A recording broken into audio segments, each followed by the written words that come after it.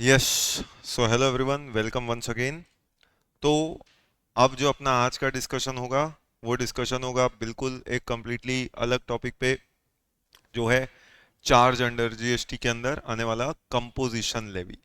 Composition levy की जब हम बात करते हैं तो इसका मतलब आज आप जानते हैं जीएसटी में ऐसे अलग अलग तरीके की स्कीम्स चलती है। उन्हीं में से एक स्कीम है कौन सी वाली? Composition scheme. ठीक। इससे पहले चार्जेबिलिटी को हम पूरी तरीके से खत्म करके आ रहे थे।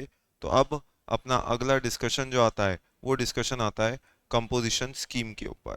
अब कंपोजिशन स्कीम के बारे में पूरा प्रोवाइडेड है section 10 of the CGST act में।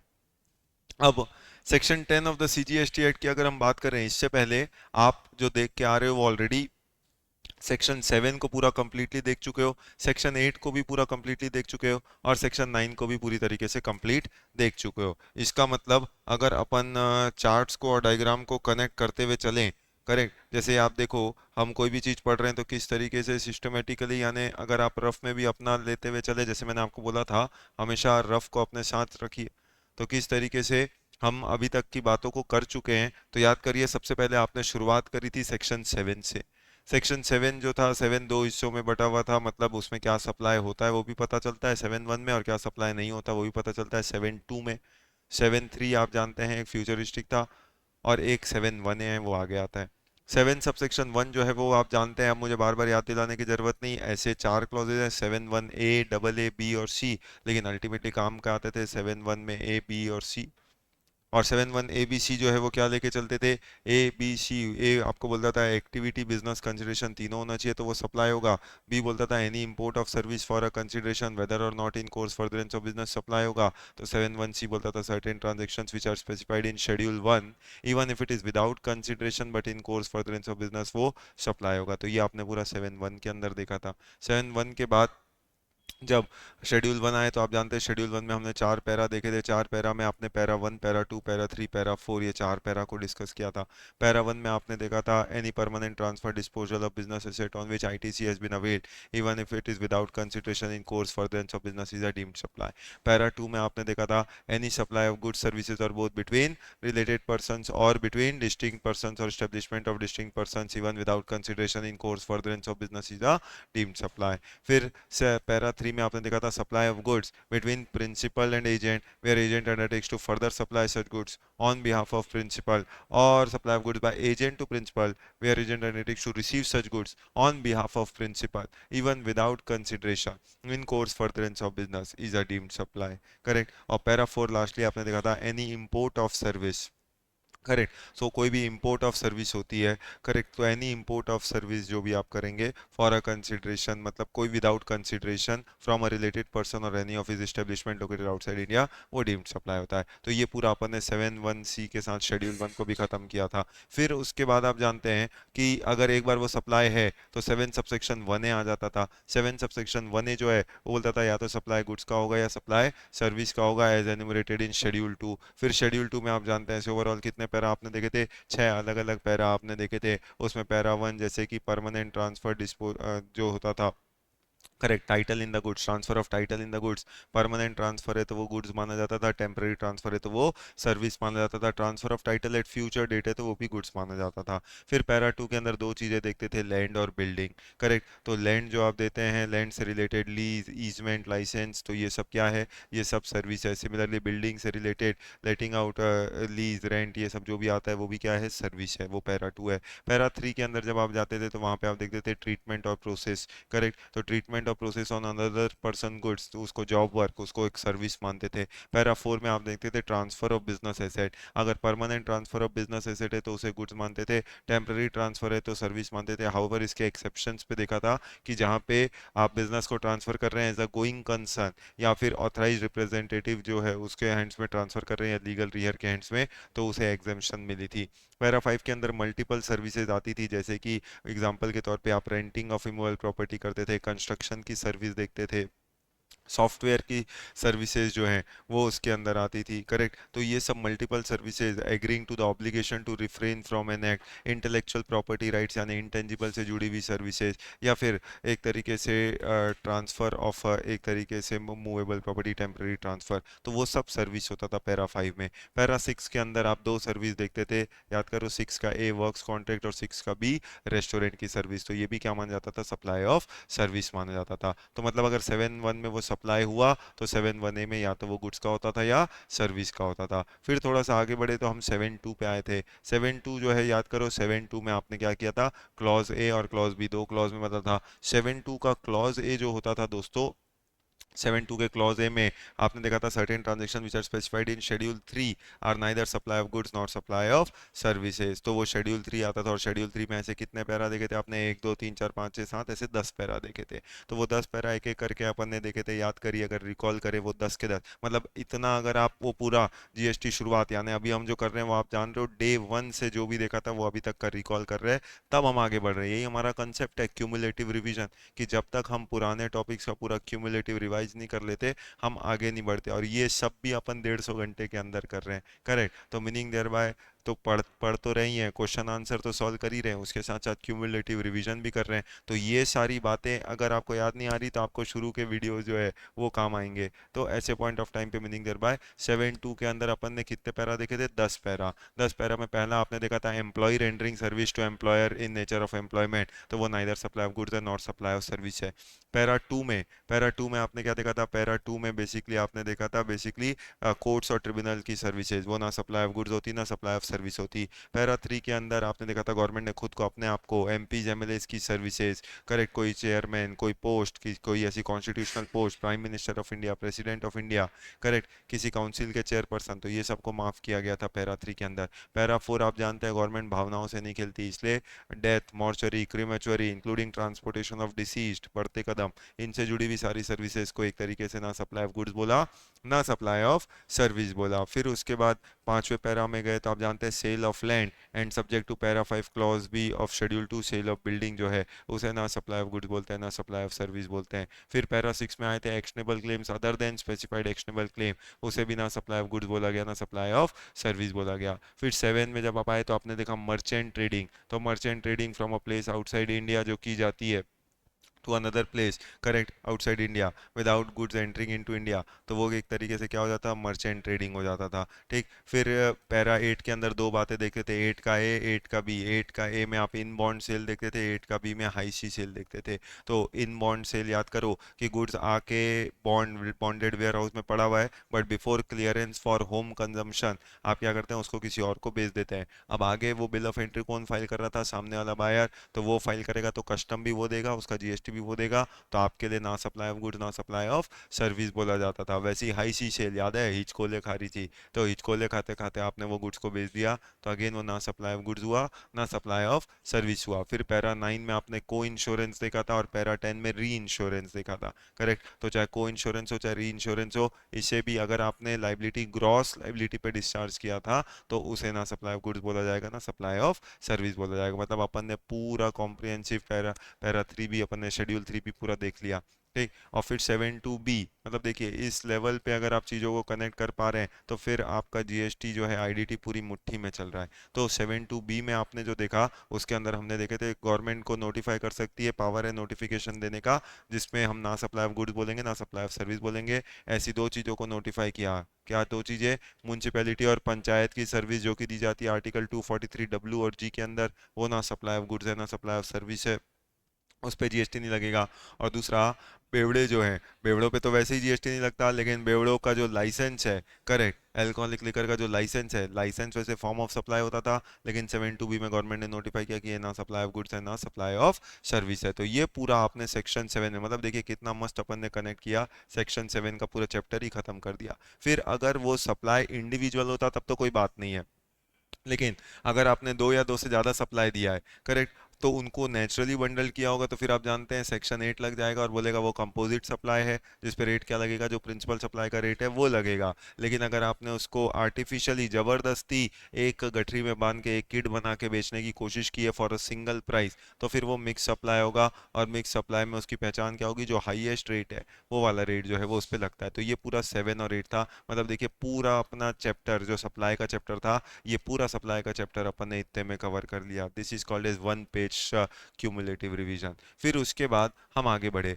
अब आगे बढ़े तो अब चार्जेबिलिटी, अब देखिए कैसे इस चार्ट को भी हम आगे कनेक्ट करेंगे। चार्जेबिलिटी की जब हम बात करते हैं तो आज चार्जेबिलिटी में आपने सीखा था, ये तो आप जानते हो ये अपना रफ में बना हुआ डिस्कशन है, ठीक, क्योंकि डिटेल डिस्कशन अपन ने अपने पिछले पार्ट्स में पूरा किया है। तो आपको ये डिटेल अगर याद करना है तो आपको पुराने वीडियोस तक जाना पड़ेगा, और आप अगर कंटिन्यूटी में देखते आ रहे हैं तो आपको सब समझ में आ रहा है कि हम क्या पढ़ रहे हैं, ठीक। तो चार्जेबिलिटी की जब हम बात कर रहे हैं तो चार्जेबिलिटी जो है वो अब दो तरीके की चार्जेबिलिटी होती है। एक तो होती है नॉर्मल चार्जेबिलिटी जो आप देख के आ रहे हो। नॉर्मल चार्जेबिलिटी आती है section 9 of the CGST act, या अगर कंपेयर करें दूसरे एक्ट से तो section 9 of SGST act, section 5 of IGST act, section 7 of UTGST act. तो इसमें चार्जेबिलिटी कितने लोगों पे डाली गई थी, 3 लोगों पे डाली गई थी, सप्लायर, रेसिपिएंट और ई कॉमर्स ऑपरेटर। अब सप्लायर पे आप जानते हैं चार्जेबिलिटी कहाँ डाली गई थी, 9(1) में और 9(2) में अंडर फॉरवर्ड चार्ज, करेक्ट। उसमें भी आप जानते हैं एक्टिव क्या है, 9(1) है, 9(2) तो इनएक्टिव है।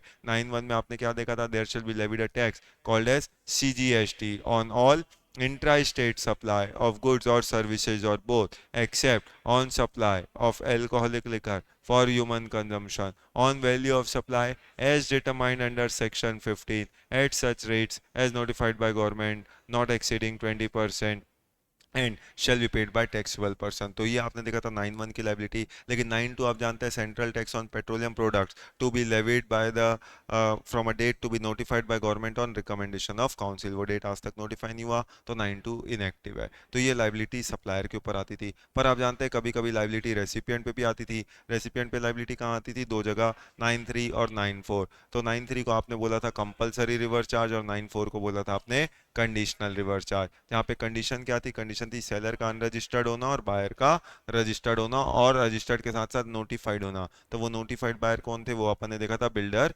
डेवलपर। तो ये तो कंडीशनल रिवर्स चार्ज था 9(4) का।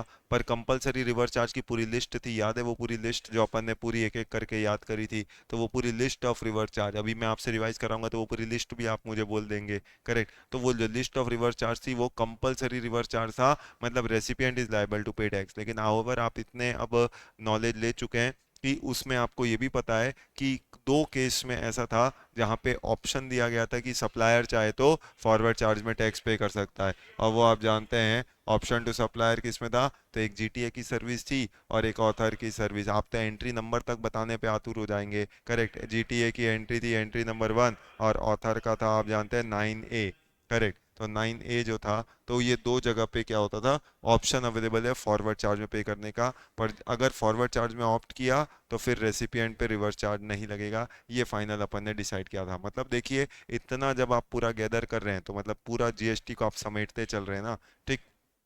तो ये बात खाली सुनने से आपको मजा नहीं आएगा, ये बात मजा आपको तब आएगी जब आप भी रफ में ये सारी चीजों को डायग्राम बनाने की हैबिट रखें। तो जब आप अपनी तैयारी करेंगे तो ये सारे डायग्राम रफ में आपके जब बनते जाएंगे तो वो फ्लो ऑटोमेटिक आपका भी बनता जाएगा, और आप भी क्या करते जाएंगे, ये चीजों को बोलते जाएंगे, ठीक। तो ये तो रिवर्स चार्ज 9394 का आया। फिर आप जानते हैं एक ऑब्लिगेशन एक अलग ही व्यक्ति पे डाला गया था, वो था 95, जिसको मैंने आपको पिछले पार्ट में समझाया था।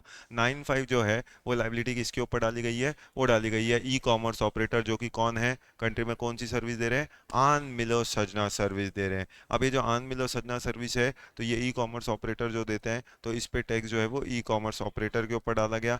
ना सप्लायर यहाँ पे टैक्स देगा ना रेसिपिएंट टैक्स देगा, तो एक नया ही व्यक्ति टैक्स देगा जो है ई कॉमर्स ऑपरेटर, और उसकी लाइबिलिटी आई 95 में।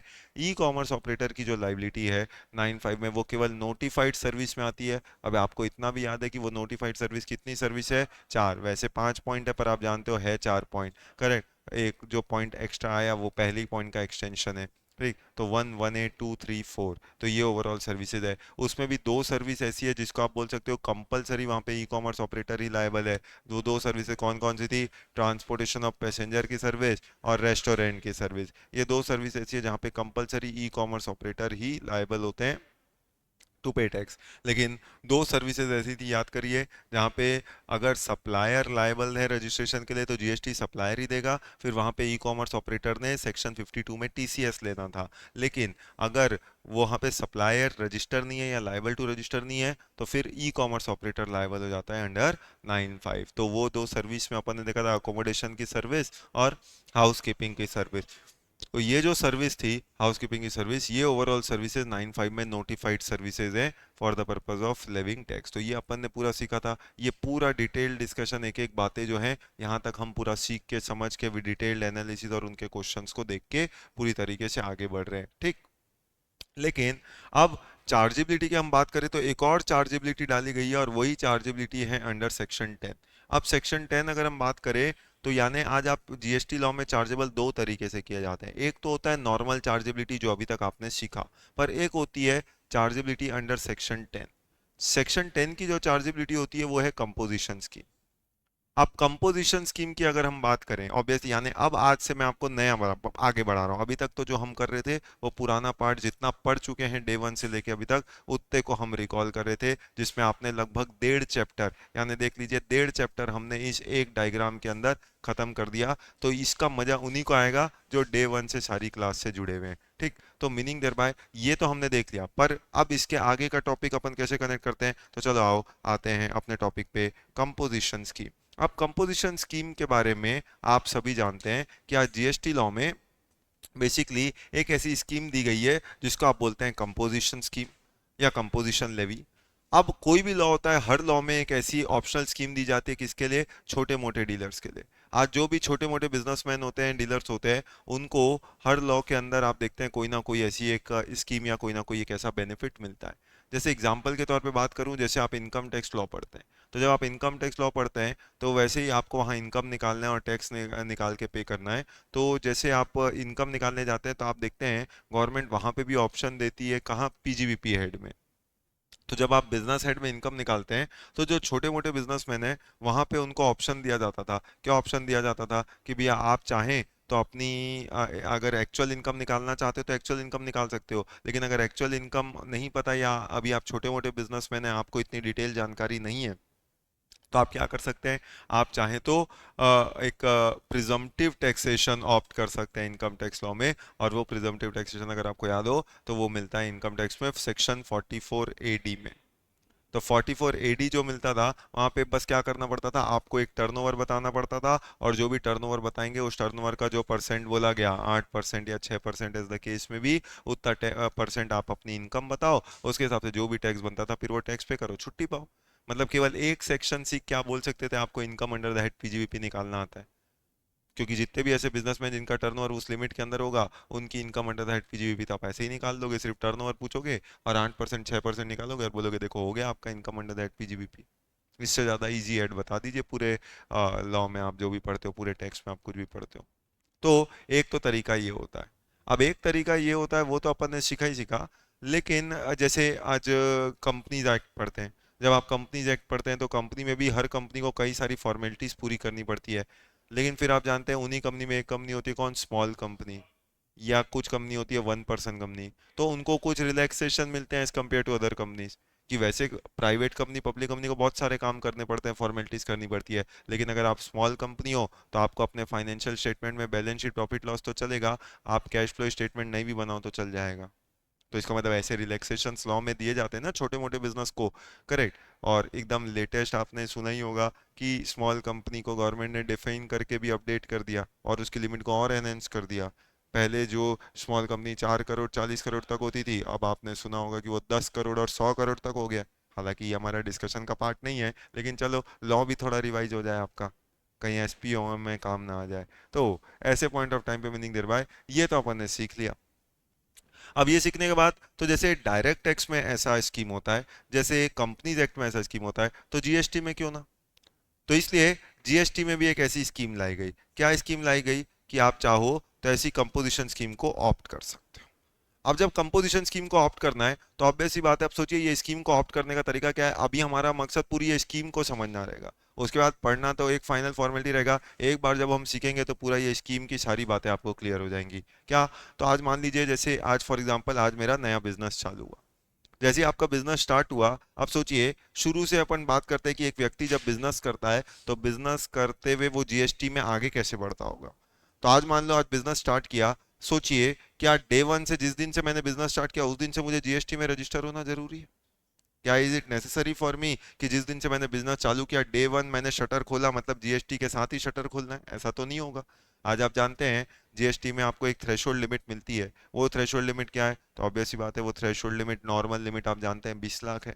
हाउएवर कभी कभी ये लिमिट गिरा के 10 लाख हो जाती है, कभी लिमिट बढ़ा के 40 लाख भी हो जाती है। तो ऐसी अलग अलग लिमिट होती है, वो अब हम जानते हैं। कब किस पे 20 लाख लगता है, किस पे 10 लाख लगता है, किस पे 40 लाख लगता है, ये सीखना है तो उसके लिए हमको रजिस्ट्रेशन टॉपिक में जाना पड़ता है। तो जब रजिस्ट्रेशन देखते हैं तब ये पूरा कंसेप्ट भी क्लियर हो जाता है। तो नॉर्मल लिमिट समझ के चलिए 20 लाख होती है। तो अगर नॉर्मल लिमिट 20 लाख है तो सोचिए मैंने अभी अपना बिजनेस चालू किया, स्टार्ट किया, किसी भी दिन से चालू किया हो, मेरा टर्नओवर एक फाइनेंशियल ईयर में जब तक 20 लाख क्रॉस नहीं होगा मैं तो लायबल टू रजिस्टर ही नहीं हूँ। तो जीएसटी क्या देना, बेच रहे हो तो टैक्स लो, खरीदो टैक्स दिया उसका इनपुट लो, वो सब तो बहुत आगे की कहानी है। पहले मुझे जीएसटी में रजिस्टर हूँ कि नहीं, लायबल हूँ कि नहीं, वो तो चेक करना है। तो अभी मैंने बिजनेस स्टार्ट किया होगा तो मेरी तो लाइबिलिटी ही नहीं होगी जीएसटी में रजिस्टर करने की, I am not liable to register. तो मेरी लाइबिलिटी कब आएगी? मेरी लाइबिलिटी आएगी जब मैं इस थ्रेशोल्ड लिमिट को क्रॉस करूंगा। जैसे ही मैंने इस थ्रेशोल्ड लिमिट को क्रॉस किया होगा अब मेरी लाइबिलिटी टू रजिस्टर है। अब जब लाइबिलिटी टू रजिस्टर आई तो मतलब अब मुझे रजिस्टर करना पड़ेगा। अब जो मुझे रजिस्टर करना पड़ेगा तो ऑब्वियस सी बात है अब मैं जीएसटी में जाके अपना रजिस्ट्रेशन कराऊंगा। अब ये रजिस्ट्रेशन मैं दो तरीके से करा सकता हूँ। या तो मैं जीएसटी में सीधा नॉर्मल डीलर बनूंगा। नॉर्मल डीलर मतलब जो अभी तक पढ़ते आए करते आए वो करना है क्या कि भी अब बेचूंगा तो मैं सामने वाले से टैक्स भी लूंगा, खरीदूंगा तो जो टैक्स दिया था उसका इनपुट भी लूंगा, तो आउटपुट माइनस इनपुट करूंगा और फिर जो डिफरेंशियल आएगा उतना मैं जीएसटी गवर्नमेंट को पे करूंगा। तो ये तो आपका एक सिंपल तरीका होता है कि आप register as a normal dealer हो सकते हो। लेकिन लॉ मुझे ऑप्शन देता है क्या कि भैया अभी मेरा टर्नओवर 10 20 या 40 लाख की लिमिट को क्रॉस किया है तो अभी मैं कोई बड़ा बिजनेस नहीं बन गया हूं। तो अभी मैं हो सकता है छोटा मोटा बिजनेस हूं। और अगर लॉ मुझे ऑप्शन देता है तो हो सकता है कि मैं उस ऑप्शन को यूज कर लूं। तो अगर मैं रजिस्टर करूंगा तो हो सकता है मैं डायरेक्टली ही रजिस्टर कर लूं, कैसे? As a composition dealer. तो जब मेरी लाइबिलिटी टू रजिस्टर आएगी तो I can opt for composition scheme. तो इससे ये भी क्लियर हो गया कि ये पूरी की पूरी स्कीम ही ऑप्शनल है। ये पूरी की पूरी स्कीम ही आपके लिए ऑप्शनल है।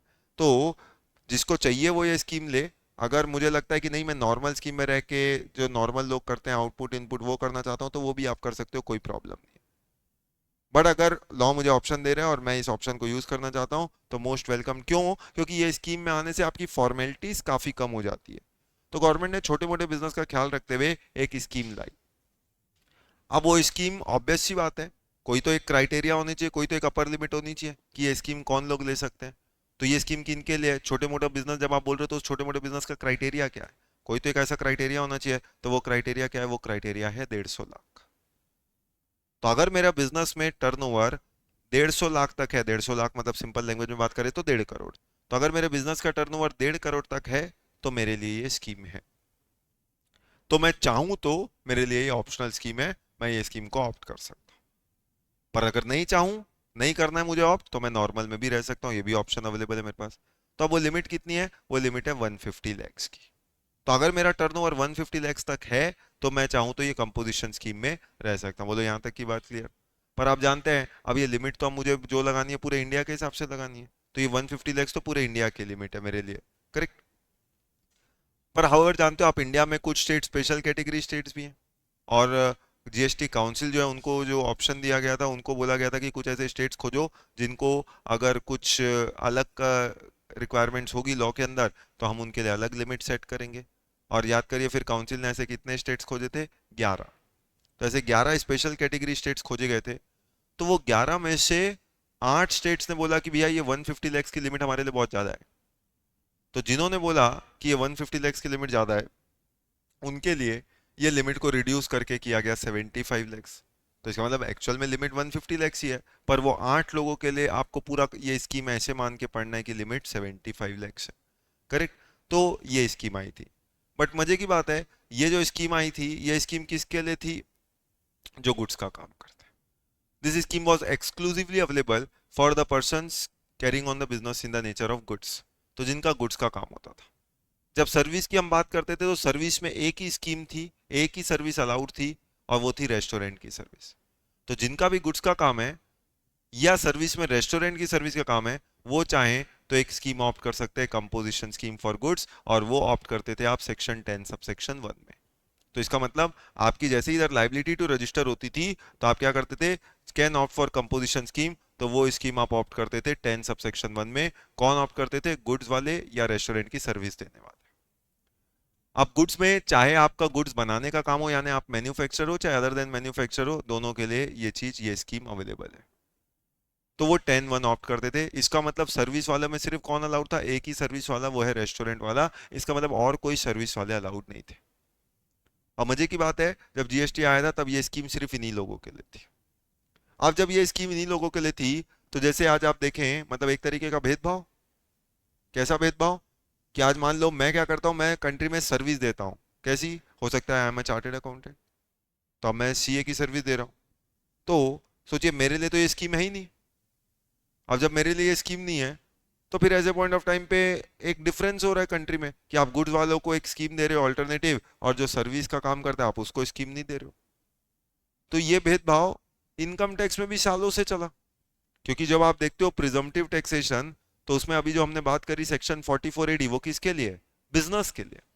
क्या जो भी बिजनेस कर रहा है, वो लोग चाहें तो 44AD में अपना जो भी टर्नओवर होगा उसकी एक लिमिट बताई, उस लिमिट का 6% 8% आप अपनी इनकम बताओ और छुट्टी पाओ, उसका टैक्स दो और छुट्टी पाओ।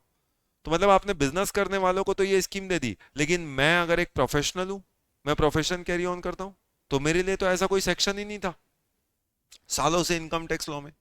सोचिए इनकम टैक्स लॉ 1961 में बना, उसके बाद 44AD कई साल बाद उसमें ऐड किया, और कई साल तक जब वो चला, तो आज सर्विस वालों को, प्रोफेशन वालों को तो ऑप्शन ही नहीं था ऐसा कोई प्रिजम्पटिव टैक्सेशन कराने का।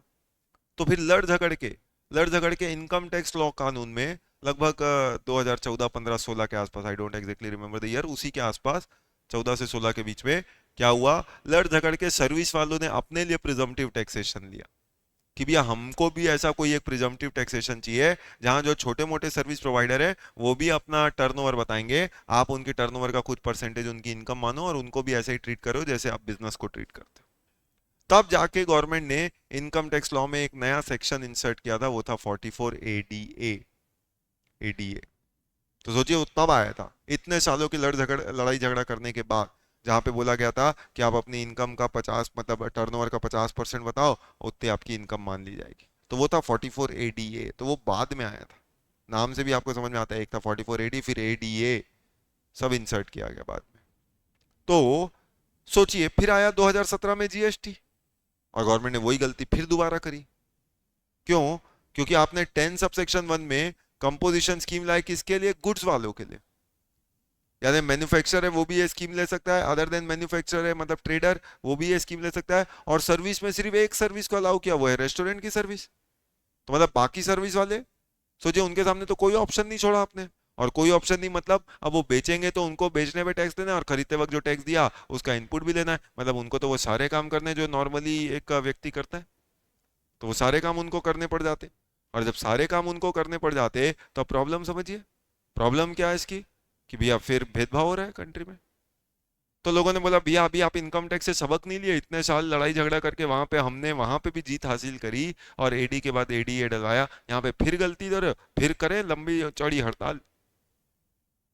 गवर्नमेंट ने तुरंत समझ में आ गया कि भैया गलती से सबक लो। फिर क्या किया, फिर एक जबरदस्ती एक सेक्शन इंसर्ट करना पड़ा। सोचो जीएसटी नया नया ताजा ताजा कानून आया था, उसमें सर्विस वालों के लिए कंपोजिशन स्कीम ही नहीं दी गई थी।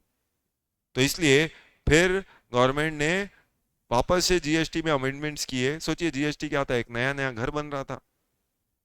जब घर बनता है तब धीरे धीरे उसकी कमियां समझ में आने चालू हुई, रहना चालू किया, तो पता चला कि हमने एक बच्चे का तो कमरा बनाया ही नहीं है, और वो बच्चा भी घर में आ गया। सोचो, तो फिर थोड़े से अमेंडमेंट्स करने पड़ेंगे ना। तो फिर आनंद फानंद में गवर्नमेंट ने सर्विस वालों को भी एक स्कीम दी, कि चलो भैया लड़ाई झगड़ा मत करो, ऐसा उदास मत हो, नो डिफरेंशिएशन पॉलिसी पे चलेंगे। तो सर्विस वालों के लिए भी ये स्कीम दी गई, और वो स्कीम देखो नाम से ही समझ में आ रहा है, इंसर्ट करके दी गई सेक्शन 10 के सबसेक्शन 2A में। मतलब जब जीएसटी लॉ नया नया आया था तब ये स्कीम सर्विस वालों के लिए थी ही नहीं। एक्चुअली में 10(2)A is not for service, वो आगे चल के बताऊंगा किसके लिए है, बट प्रैक्टिकली उसको हम बोलते हैं सर्विस के नाम से ही है। तो सेक्शन 10(2)(a) वो कंपोजिशन स्कीम किसके लिए आई, सर्विस वालों के लिए आई, और वो इंसर्ट करके लेना पड़ा under section 10 sub section 2A। लेकिन आप जानते हो अब उसके लिए लिमिट, गवर्नमेंट ने कंपोजिशन स्कीम गुड्स वालों के लिए तो लिमिट लगा रखी थी कितनी, 150 लाख, और स्पेशल कैटेगरी स्टेट में 75 लाख। तो क्या इनके लिए भी वही लिमिट होगी? जैसे आप इनकम टैक्स पढ़ते थे पीजीबीवी 44AD और एडी है, दोनों की अलग अलग लिमिट है, तो क्या दोनों में सेम अमाउंट पे टर्नओवर पे कैलकुलेशन करते हैं? नहीं, तो दोनों का लिमिट अलग होता है ना, क्योंकि बिजनेस जो है उसका टर्नओवर ज्यादा होता है, प्रोफेशन का टर्नओवर कम होता है, लेकिन फिर भी कमाई प्रोफेशन की ज्यादा होती है, बिजनेस की कम होती है। तो सर्विस वालों के लिए लिमिट क्या रखा गया, सर्विस वालों के लिए लिमिट रखा गया 50 लाख। तो इसका मतलब क्या हुआ कि कंपोजिशन स्कीम गुड्स वालों के लिए आया और कंपोजिशन स्कीम सर्विस वालों के लिए आया। गुड्स वालों के लिए फाइनल लिमिट कितनी रखी गई, 150 लाख नॉर्मल लिमिट है, पर कुछ लोगों के लिए घटा के हमने उसे 75 लाख किया। सर्विस वालों के लिए भी हमने कंपोजिशन स्कीम लाई, वो स्कीम लाई 10 सब सेक्शन 2A में, और उनके लिए जो लिमिट रखी गई 50 लाख की रखी गई। तो ये लोग कंपोजिशन स्कीम को ऑप्ट कर सकते थे। बोलो इतनी बात क्लियर हो गई, यस और नो? यस। अब ये जो स्कीम ऑप्ट की गई, तो ऑब्वियस सी बात है, अब इस स्कीम में इसका मतलब एक बार आपने कंपोजिशन स्कीम को ऑप्ट किया तो दो तरीके की कंपोजिशन स्कीम हो गई। कौन सी वाली दो तरीके की कंपोजिशन स्कीम, एक कंपोजिशन स्कीम फॉर गुड्स और एक composition scheme for service. Goods वाली सर्विस मतलब 10(1) और सर्विस वाली कंपोजिशन को अब हम 10(2)(a) के नाम से जानेंगे। तो अब उसके लिए क्राइटेरिया क्या रखा, उसके लिए क्राइटेरिया रखा आपका पिछले साल का टर्नओवर, कि अगर आपका पिछले साल का टर्नओवर, गुड्स का केस है, तो अगर पिछले साल का टर्नओवर आपका 150 लाख तक है, तो करंट ईयर में आप 150 लाख तक इस स्कीम में बने रह सकते हैं, या फिर 75 lakh in case of special category states. तो इसके लिए डिसाइसिव क्राइटेरिया लास्ट ईयर के टर्नओवर को डाला। सिमिलरली एक कंपोजिशन स्कीम फॉर सर्विस की अगर हम बात करें, तो उसके लिए क्राइटेरिया क्या है, उसके लिए क्राइटेरिया है 50 लाख, कि अगर पिछले साल आपका टर्नओवर 50 लाख तक था, तो करंट फाइनेंशियल ईयर में 50 लाख तक आप ये स्कीम को ऑप्ट कर सकते हैं। इसका मतलब ये स्कीम को ऑप्ट करना है तो मेरे पास दो रास्ते हैं, दो तरीके से मैं ये स्कीम ऑप्ट करता हूं। एक तो नया नया मैंने बिजनेस चालू किया तो तुरंत ही मैंने वो स्कीम को ऑप्ट कर लिया, क्यों, क्योंकि मेरा पिछले साल तो कुछ टर्नओवर था ही नहीं, नया बिजनेस है। या फिर मैं रनिंग बिजनेस में भी ये स्कीम को ऑप्ट कर सकता हूं, जहां मेरा ऑलरेडी एग्जिस्टिंग बिजनेस है, उस बिजनेस में भी मैं इस स्कीम को ऑप्ट कर सकता हूं। और अगर मैंने ये स्कीम को ऑप्ट किया, तो फिर मेरे लिए क्राइटेरिया क्या है, कब ऑप्ट कर सकता हूं, पिछले साल के टर्नओवर के बेसिस पे, कि अगर पिछले साल मेरा टर्नओवर 150 लाख, 75 लाख या 50 लाख के अंदर है, तो करेंट फाइनेंशियल ईयर में 150 लाख, 75 लाख या 50 लाख तक मैं ये कंपोजिशन स्कीम गुड्स की 10(1) में और सर्विस की 10(2)(a) में ऑप्ट को कर सकता हूं। और एक बार मैंने ऑप्ट किया तो फिर आप जानते हैं इसमें टैक्स देना पड़ेगा। अब यहाँ पे जो टैक्स देना है कंपेयर टू अदर टर्म्स, यहाँ पे मुझे थोड़ा सस्ता टैक्स लगेगा। सस्ता टैक्स मतलब कितना टैक्स लगेगा, तो ये डिपेंड करता है आप मैन्युफैक्चरर हैं, अदर देन मैन्युफैक्चरर है, कि रेस्टोरेंट वाले हैं। तो अगर आप मैन्युफैक्चरर है तो मैन्युफैक्चरर को क्या करना पड़ेगा, टैक्स देना पड़ेगा कितना, 1%। तो 1% देना पड़ेगा किसका, टर्नओवर इन स्टेट। तो 1% टर्नओवर इन स्टेट का आपको देना पड़ता है, करेक्ट। इसका मतलब अगर बांटे तो सीजीएसटी एसजीएसटी आधा आधा परसेंट। आप जानते हैं मैं हमेशा टोटलिटी में आपसे बात करता हूँ, तो मैन्युफैक्चरर वालों को 1% of the turnover in state देना पड़ता है। वैसे ही रेस्टोरेंट वाले हैं तो उनको उन पे टैक्स लाइबिलिटी 5% डाली गई थी। और अगर अदर देन मैन्युफैक्चरर है, मतलब सिंपल लैंग्वेज में बात करें तो ट्रेडर्स है, तो उनके लिए भी टैक्स जो है वो 1% का है of the aggregate taxable turnover in state. तो ये उतना उनको टैक्स देना पड़ता था। तो ये किसके लिए था, जो 10(1) के अंदर कंपोजिशन स्कीम के आते थे। लेकिन जो 10(2)(a) में आते थे, तो 10(2)(a) वालों के लिए टैक्स का रेट कितना है, 10(2)(a) वाले सर्विस प्रोवाइडर्स हैं, उनके लिए टैक्स का रेट है 6%। तो 6% आप जानते हैं टोटल रेट है, इसका मतलब सीजीएसटी एसजीएसटी 3-3%। तो इसका मतलब क्या होगा, आपको अपना टर्नओवर बताना है, और टर्नओवर जो भी बताओगे उस टर्नओवर का 1%, 5% या 6% एज द केस में भी उतना आपको टैक्स देना है और छुट्टी पाना है। तो इस तरीके से एक पूरी ऑल्टरनेटिव स्कीम लाई गई थी छोटे मोटे बिजनेसमैन, छोटे मोटे डीलर्स के लिए। अब वो जो स्कीम थी, ऑब्वियस सी बात है, इसके कई बेनिफिट देने के ऑब्जेक्टिव थे कंपेयर टू नॉर्मल डीलर्स। तो जैसे नॉर्मल डीलर्स को कई बार मंथली पेमेंट करना पड़ता था, कंपोजिशन वालों को आप जानते हैं इनको क्वार्टरली पेमेंट करना पड़ता है। नॉर्मल डीलर जो हैं उनको रिटर्न्स अपने मंथली या क्वार्टरली फाइल करने पड़ते हैं, लेकिन कंपोजिशन डीलर स्कीम आप में जाएंगे तो वहां पे आपको साल में एक रिटर्न फाइल करना पड़ता है। तो ऐसे कई सारे रिलैक्सेशन जो हैं वो जो कंपोजिशन डीलर्स को दिए जाते हैं अंडर लॉ, तो आपको कई कंप्लायंस बर्डन से बचाया जाता है अगर आपका बिजनेस का टर्नओवर छोटा मोटा एक लिमिट के अंदर है तो। बट ऑब्वियस सी बात है, वो लिमिट है तो लिमिट के साथ कुछ शर्तें भी हैं। जैसे कि अमंग वेरियस शर्तें एक शर्त आपको याद हो रही हो तो कंपोजिशन वाला कभी भी इंटर स्टेट सप्लाई नहीं कर सकता। तो मतलब वो एक स्टेट से दूसरे स्टेट नहीं बेच सकता। अगर वो एक स्टेट से दूसरे स्टेट बेचेगा तो गवर्नमेंट बोलेगी तेरी सिर्फ सोच छोटी है, तू व्यक्ति छोटा थी। कारण कि तू एक स्टेट से दूसरे स्टेट बेचता है और अपने आप को छोटा मोटा डीलर समझता है और बोलता है मैं कंपोजिशन स्कीम लेना चाहूंगा। The answer is no. Composition scheme लेना है तो आपका जो टर्नओवर है वो लिमिट के अंदर होना चाहिए और जो कंडीशन बोली गई वो कंडीशन को आपको पूरा करना है। तो अगर इसकी हम टैक्सेबिलिटी की थोड़ा बात करें तो पूरा ही एक केस को पूरा तरीके से, जैसे मैंने बोला, पूरे तरीके से ही हम इसको कंप्लीट करते हुए चलते हैं, समझते चलते हैं। तो जैसे एक तरीका था कि मैंने बिजनेस नया नया चालू किया तो मैं कंपोजिशन स्कीम लेता हूं, मतलब ये कौन सा तरीका हुआ? ये तो हुआ न्यू बिजनेस का। ये कंपोजिशन स्कीम लेने का कौन सा तरीका हुआ? अगर मेरा नया बिजनेस है, correct, if I am running a new business तो है। लेकिन अगर मेरा एग्जिस्टिंग बिजनेस हुआ तो उनके लिए भी तो कोई ऑप्शन होना चाहिए। तो आज मान लो अभी मेरा एग्जिस्टिंग बिजनेस तो क्या होगा? अब एग्जिस्टिंग बिजनेस वालों के लिए क्या ऑप्शन है, क्या स्कीम है? तो एग्जिस्टिंग बिजनेस वाले चाहें तो वो भी ये स्कीम में आ सकते हैं जैसे मैंने बताया था, पर उसके लिए क्राइटेरिया क्या है? उसके लिए क्राइटेरिया बड़ा सिंपल है। उसके लिए क्राइटेरिया क्या है कि आपका पिछले साल का टर्नओवर चेक किया जाएगा। अगर आपका ऑलरेडी रनिंग बिजनेस है तो आपके लिए क्राइटेरिया क्या है? पिछले साल का टर्नओवर। तो अगर आपका पिछले साल का टर्नओवर, अगर आप 10-1 के अंदर आना चाहते हो स्कीम में, तो अगर आपका पिछले साल का टर्नओवर 150 लाख तक है तो करेंट फाइनेंशियल ईयर में आप ये कंपोजिशन स्कीम को ले सकते हैं। करेक्ट। और अगर आपका पिछले साल का टर्नओवर 75 लाख है तो आप ये स्कीम को ले सकते हो 10-1 में, और पिछले साल का टर्नओवर अगर आपका 50 लाख से ऊपर है तो भी आप ये स्कीम ले सकते हो 10-2 में। करेक्ट। तो अब ये जो स्कीम लेना है तो मान के चलो कि अभी क्या होता है कि मान लो जैसे हमारे लिए अभी फाइनेंशियल ईयर कौन सा चल रहा है, मान लो 25-26। तो 25-26 हमारा प्रीवियस फाइनेंशियल ईयर ले लेते हैं। उस समय मेरा क्या है? एग्रीगेट एनुअल टर्नओवर 150 लाख के अंदर है। अब 150 लाख के अगर अंदर है तो अब आप जानते हो मैं करंट फाइनेंशियल ईयर मतलब क्या हो गया? 26-27। तो करंट फाइनेंशियल ईयर में मैं क्या कर सकता हूँ? आई can opt for composition scheme. तो अब करंट फाइनेंशियल ईयर में अगर मेरे को कंपोजिशन स्कीम को ऑप्ट करना है तो आप जानते हैं उसके लिए एक फॉर्मेलिटी है जो मुझे फाइल करनी पड़ती है, और वो फॉर्मेलिटी आपको अगर कुछ याद आ रहा हो तो वो होती है CMP 02। तो वो जो CMP 02 है मैं ये फाइल करूंगा, तब जाके मैं क्या करूंगा? जो अभी तक नॉर्मल डीलर था मैं अपने आप को नॉर्मल डीलर से कंपोजिशन डीलर में कन्वर्ट करता हूं। तो नॉर्मल डीलर से कंपोजिशन डीलर में कन्वर्ट होने का लॉजिक क्या है, तरीका क्या है? नॉर्मल डीलर से कंपोजिशन डीलर में कन्वर्ट होने का तरीका होता है बाय फाइलिंग CMP 02। इसका मतलब एक तो होता है जब नया बिजनेस चालू किया, नया बिजनेस तो जब मैंने रजिस्टर किया, रजिस्टर करते वक्त ही मैं कंपोजिशन स्कीम को ऑप्ट कर सकता हूँ।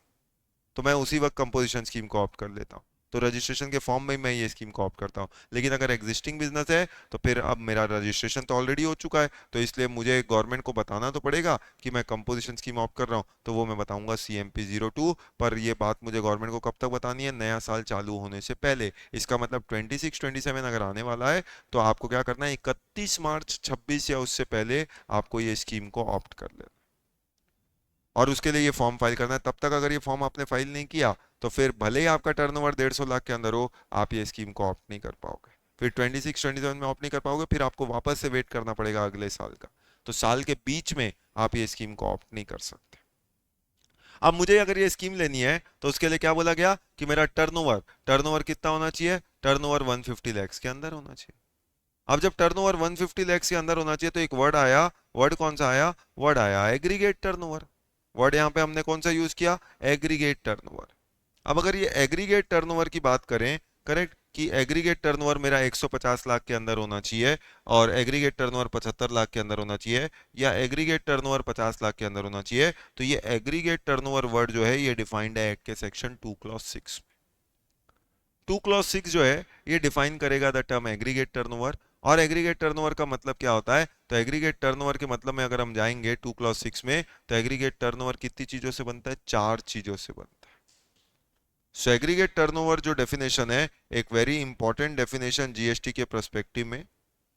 क्यों इंपॉर्टेंट डेफिनेशन? क्योंकि इसका प्रैक्टिकल यूज बहुत जगह है। अगर प्रैक्टिकल यूज की अगर हम बात करें आज एग्रीगेट टर्नओवर का कहाँ कहाँ यूज आता है, तो आज basically aggregate turnover among other things दो मेन जगह यूज होता है। दो मेन जगह कौन कौन सी? दो मेन जगह, पहला मेरी लाइबिलिटी है कि नहीं रजिस्ट्रेशन कराने की जीएसटी में, उसके लिए जो लिमिट चेक करते हैं वो है aggregate turnover. Liability to register मतलब जो अभी हमने देखा था 10 लाख, 20 लाख, 40 लाख, तो वो जो 10, 20, 40 लाख है, वो जो हम चेक करेंगे वो क्या चेक करेंगे, वो यही चेक करेंगे, दैट इज एग्रीगेट टर्नओवर। तो पहली जगह जहां पे एग्रीगेट टर्नओवर का इस्तेमाल आता है वो है ये चेक करने के लिए कि मैं जीएसटी में लायबल हूं कि नहीं रजिस्टर होने के लिए। और दूसरी जगह जहां पे इस्तेमाल आता है वो है कंपोजिशन स्कीम की एलिजिबिलिटी को चेक करने के लिए।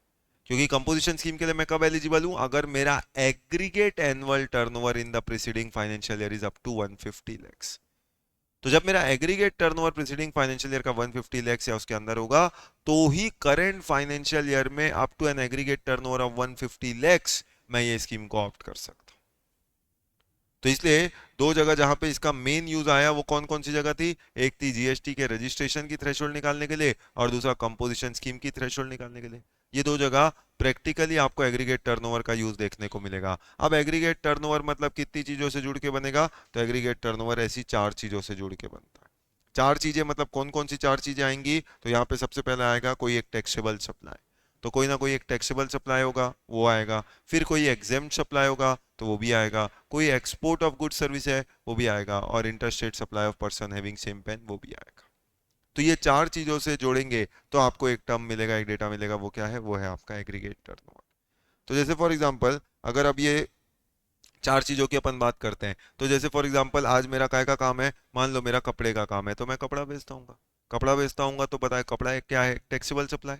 तो बेचूंगा तो उस पर जीएसटी लगेगा कि नहीं लगेगा, लगेगा। तो मान लो मैंने क्या किया, ऐसे 80 लाख के कपड़े बेचे, 80 लाख के कपड़े बेचे, तो ये क्या है, this is my taxable supply. तो ये मेरा एक टैक्सेबल सप्लाई। फिर आप जानते हो मैं थोड़ा बहुत खेती बाड़ी भी करता हूँ, एग्रीकल्चर का काम। मेरी कुछ एक जगह है जिसको मैं किराए पे भी देता हूँ, घर, मेरे पास एक घर है, मैं घर को किराए में भी देता हूँ। मान लो अब वो घर का किराया और ये खेती बाड़ी ये सब जो है, ये सब मिला के मुझे महीने का 50,000 रुपये और आ जाता है। अब महीने का 50,000 रुपये जो और आता है, तो आप जानते हो चाहे घर का किराया हो चाहे एग्रीकल्चर एक्टिविटी हो, दोनों को एग्जेम्प्ट किया गया। और जब एग्जेम्प्ट किया गया है तो इसका मतलब आज उसमें जो भी पैसा मिलेगा वो क्या है, वो सब मेरा एग्जेम्प्ट सप्लाई है। और जब मेरा वो एग्जेम्प्ट सप्लाई है, तो मान लो आज क्या हुआ, आज मैं 50,000 रुपये महीने के हिसाब से 6 लाख, 6 लाख रुपए का क्या करता हूँ, एग्जेम्प्ट सप्लाई करता हूँ। तो जब मेरा आप टर्नओवर निकालने बैठोगे एग्रीगेट टर्नओवर, तो आखिर मैंने मेरा टर्नओवर कितना हुआ, तो भैया 80 लाख के मैंने कपड़े बेचे और 6 लाख का मुझे किराया मिला, तो मेरा टोटल टर्नओवर तो 86 लैक्स हुआ ना।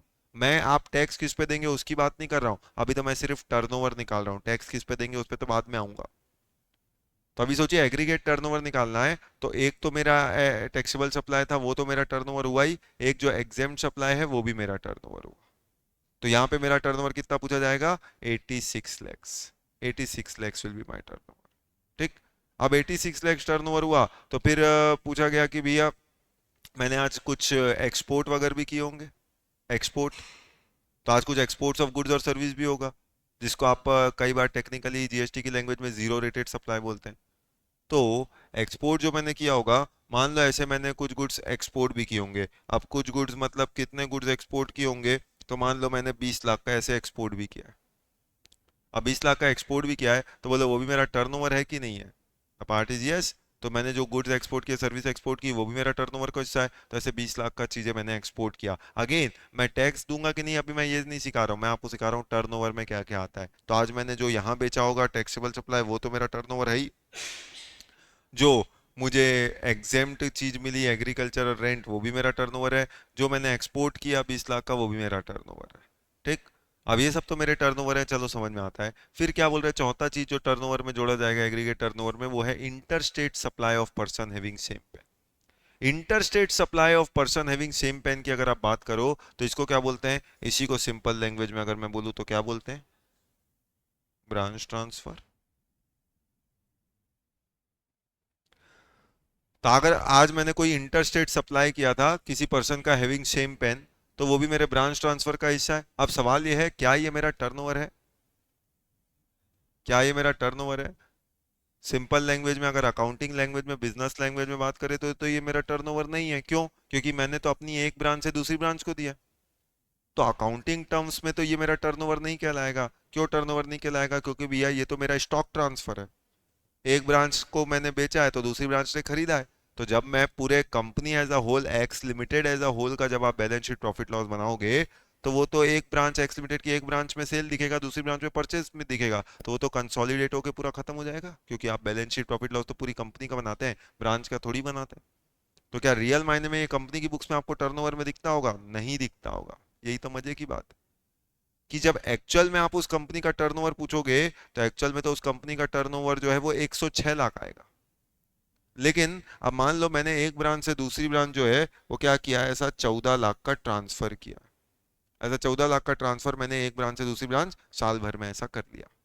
तो जब ये 14 लाख का ट्रांसफर किया, ऐसे ये सेल्स नहीं है मेरा, पहले तो आपको ये पता होना चाहिए। बुक्स में भी मैं इसे सेल रिकॉर्ड नहीं करता हूँ एक्चुअल में, ये भी हमको पता होना चाहिए। लेकिन जब जीएसटी में टर्नओवर निकालने की बारी आएगी, तो जीएसटी में ये तो आपके बिजनेस का भी टर्नओवर है, जीएसटी का भी टर्नओवर है, लेकिन ये वाली जो चीज है ये सिर्फ जीएसटी का टर्नओवर है, एक्चुअल में आपके बिजनेस का टर्नओवर नहीं है।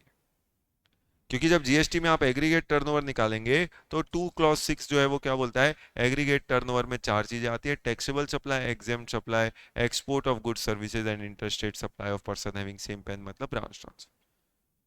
तो जब अगर मैं यहाँ पे अपना ओवरऑल टर्नओवर निकालना, अगर कल को पूछे कि एक्स लिमिटेड का एग्रीगेट टर्नओवर कितना है, अगर ये सवाल पूछ ले, तो एग्रीगेट टर्नओवर क्या आएगा, ये चारों चीजों को जोड़ के जो फिगर आएगा उसको आप बोलेंगे एग्रीगेट टर्नओवर। तो मतलब जोड़ के, फॉर एग्जाम्पल कितना आया, तो अगर मैं बोलूंगा तो जोड़ के आया मेरा 120 लाख, तो ये 120 लाख मेरा एग्रीगेट टर्नओवर है।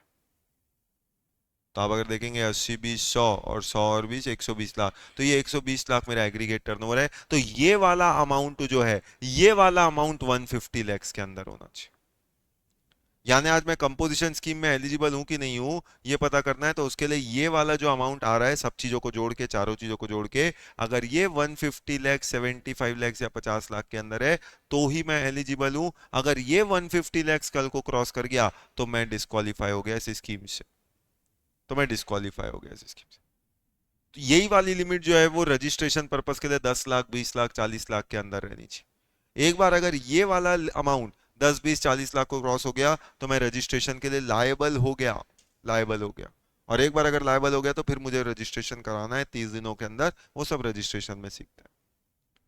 तो यानी जब हम एग्रीगेट एनुअल टर्नओवर की बात करते हैं, तो वो क्या है, वो ये चार चीजों से जुड़ के बनता है। तो ये चार चीजों को जब मैं जोड़ूंगा, तो वो क्या कहलाएगा, वो कहलाएगा मेरा एग्रीगेट एनुअल टर्नओवर। तो इस एग्रीगेट एनुअल टर्नओवर का इस्तेमाल जो है वो किसके लिए होगा, इस एग्रीगेट एनुअल टर्नओवर का इस्तेमाल ये दो पर्पस के लिए किया जाता है नॉर्मली: जीएसटी के रजिस्ट्रेशन के थ्रेशोल्ड निकालने के लिए और कंपोजिशन स्कीम की थ्रेशोल्ड निकालने के लिए। तो ये तो होता है आपका एग्रीगेट टर्नओवर, एक टर्म होता है एग्रीगेट टर्नओवर, करेक्ट। तो एग्रीगेट टर्नओवर तो हमने सीख लिया। इन्हीं में से एक दूसरा टर्म होता है टर्नओवर इन स्टेट, इन्हीं में से एक दूसरा टर्म होता है turnover in state.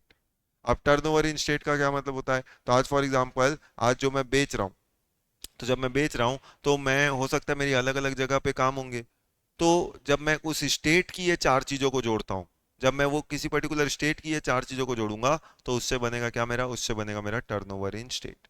Aggregate turnover किसे कहते हैं, जब मैं पूरे इंडिया के टर्नओवर को जोड़ूं, तो उसे बोलते हैं एग्रीगेट टर्नओवर। अब मान लो मेरी एक ब्रांच बॉम्बे में है, एक ब्रांच जो है गुजरात में है, मतलब महाराष्ट्र और गुजरात मेरी दो ब्रांच है, ठीक। तो महाराष्ट्र में जो बेचूंगा वो महाराष्ट्र का टर्नओवर, गुजरात में जो बेचूंगा वो गुजरात का टर्नओवर, महाराष्ट्र प्लस गुजरात में जो बेचूंगा वो मेरा एग्रीगेट टर्न। तो वो सब कुछ जोड़ के 150 लाख होना चाहिए। ऐसा भी नहीं कि महाराष्ट्र का 150 लाख अलग और गुजरात का 150 लाख अलग, वैसा लिमिट नहीं मिलता, करेक्ट। तो ये सब कुछ जोड़ के आपका जो अमाउंट है वो कितना होना चाहिए, 150 लैक्स के अंदर होना चाहिए। तो अब यही समझ लो कि पिछले फाइनेंशियल ईयर में मेरा कौन सा, यही वाला एग्रीगेट एनुअल टर्नओवर 150 लाख के अंदर था।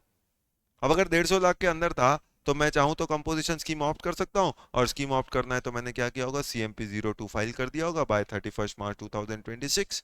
और जैसे ही मैंने ये फॉर्म फाइल किया होगा, तो लॉ ने मुझे क्या कर दिया होगा, नॉर्मल डीलर से कन्वर्ट कर दिया होगा इनटू कंपोजिशन डीलर। और कंपोजिशन डीलर बनने का मतलब कि अब मैं जो भी बेचूंगा, उस बेचने पे मुझे जो कंपोजिशन वाला रेट है, वो रेट से मुझे टैक्स पे करना पड़ेगा। क्वार्टरली 3 महीने में एक बार टैक्स दूंगा, साल में एक बार रिटर्न फाइल करूंगा, मौज की जिंदगी जीऊंगा, करेक्ट। तो उसके लिए वो टर्नओवर इस लिमिट के अंदर होना चाहिए। अब जैसे फॉर एग्जांपल, अब नया साल चालू हुआ 2026-27, आपने 31 मार्च 26 तक CMP 02 जो फाइल करना था वो आपने फाइल कर दिया। अब क्या होता है, अप्रैल से आप बेचना चालू करोगे।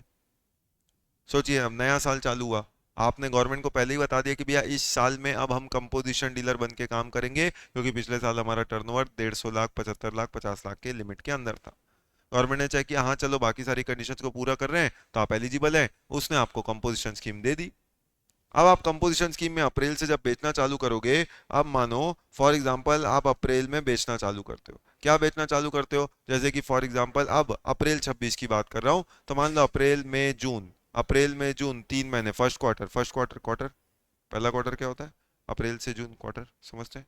हाँ, वो नहीं, अप्रैल से जून वाला क्वार्टर, तो वो क्वार्टर वन है, पहला क्वार्टर। ऐसे कितने क्वार्टर आते हैं साल में? चार, चार क्वार्टर, बराबर है? ठीक।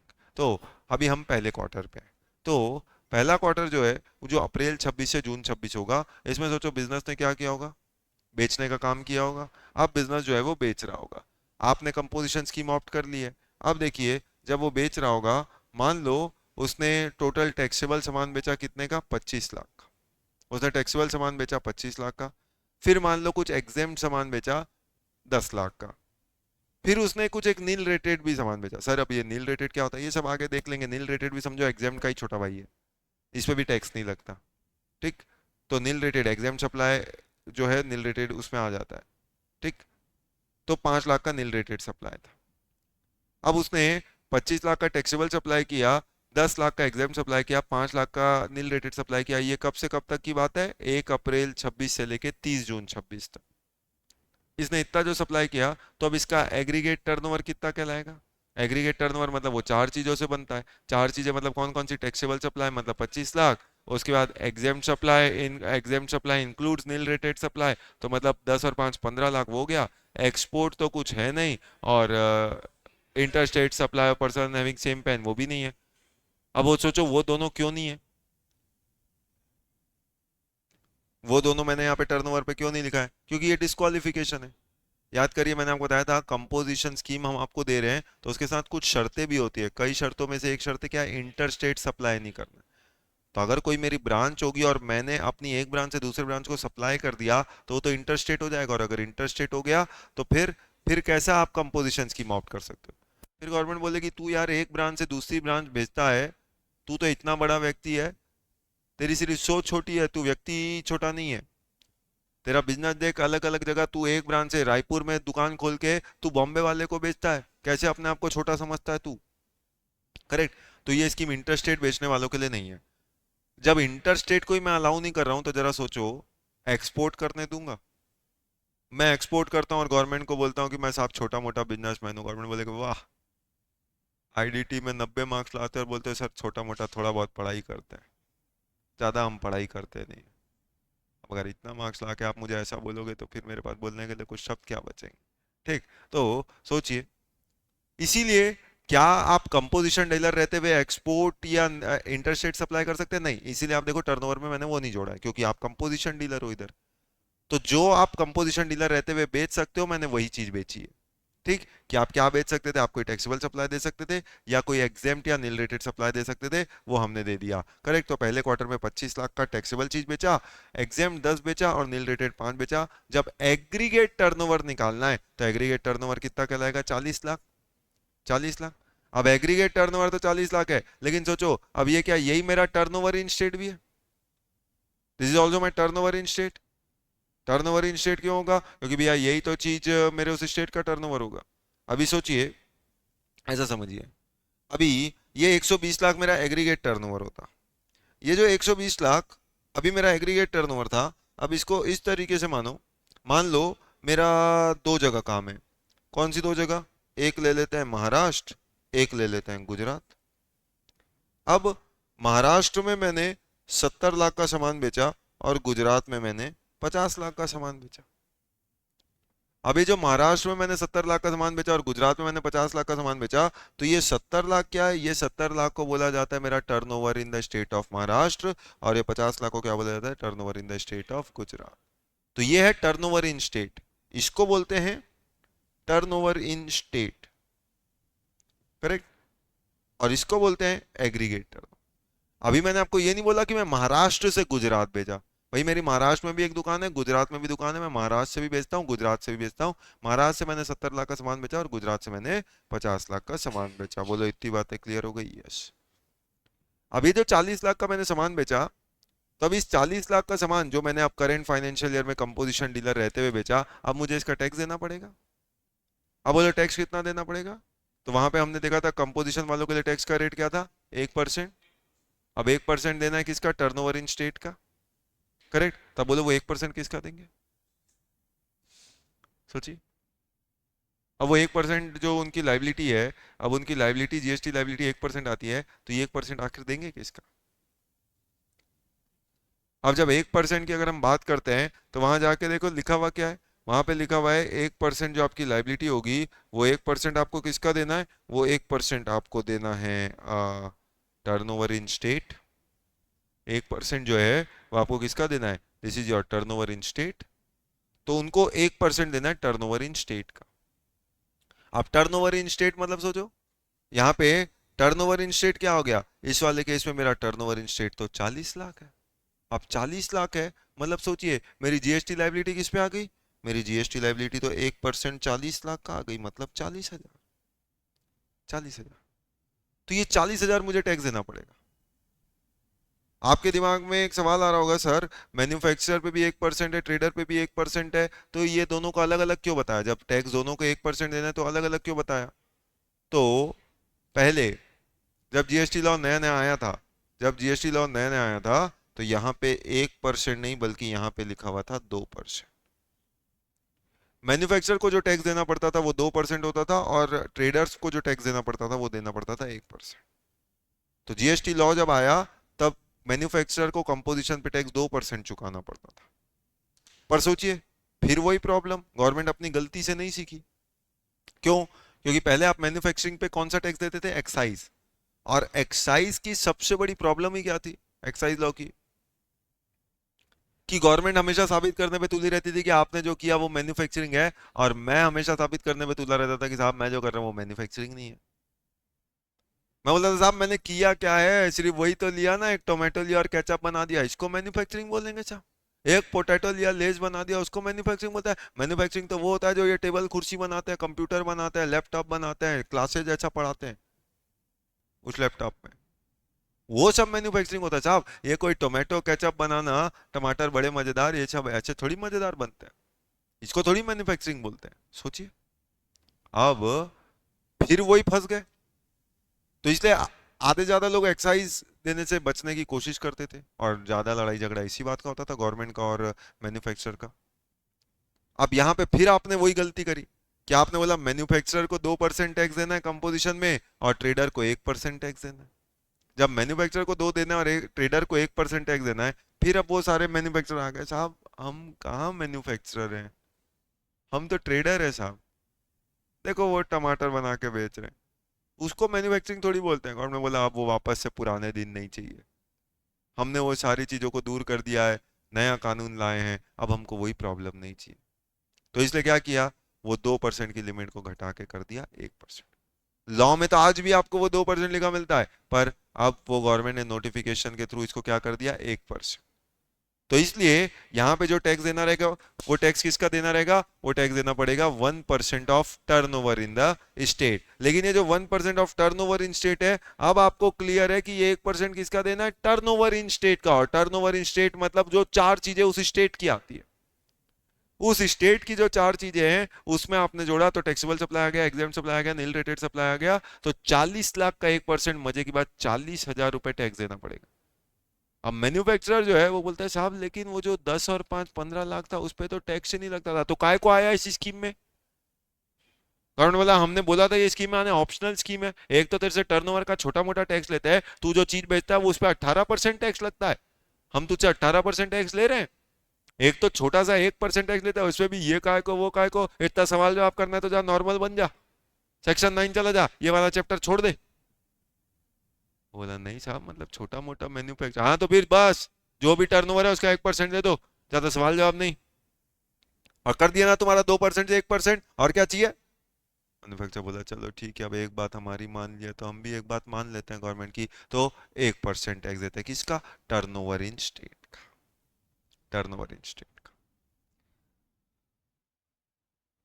पर लेकिन अब आप बोल रहे सर लेकिन वो मैन्युफैक्चरर है और अब अदर देन मैन्युफैक्चरर, अब तो दोनों का रेट एक हो गया। अब सोचो यही सिनेरियो में अगर वो व्यक्ति अदर देन मैन्युफैक्चरर होता, अब सेम सिनेरियो नंबर 2 क्रिएट कर रहा हूं कि ये मैन्युफैक्चरर की जगह कौन होता, ये अदर देन मैन्युफैक्चरर होता। अब जब अदर देन मैन्युफैक्चरर है तो अदर देन मैन्युफैक्चरर सेम, उसने 25 लाख का टैक्सेबल सप्लाई किया, 10 लाख का एग्जाम सप्लाई किया, 5 लाख का नील रेटेड सप्लाई किया, उसका भी टर्नओवर वही 40 लाख है। अब जब उसका भी टर्नओवर 40 लाख आया तो गवर्नमेंट ने उसको बोला, उसने कंपोजिशन स्कीम ऑप्ट की, ला भाई 1% टैक्स ला। बोले 1% टैक्स आप किसका, बोले 40 लाख का, तेरे को बताया तो था टर्नओवर इन स्टेट कितना है तेरा 40 लाख, चल 40 लाख का 1% ला, 40,000।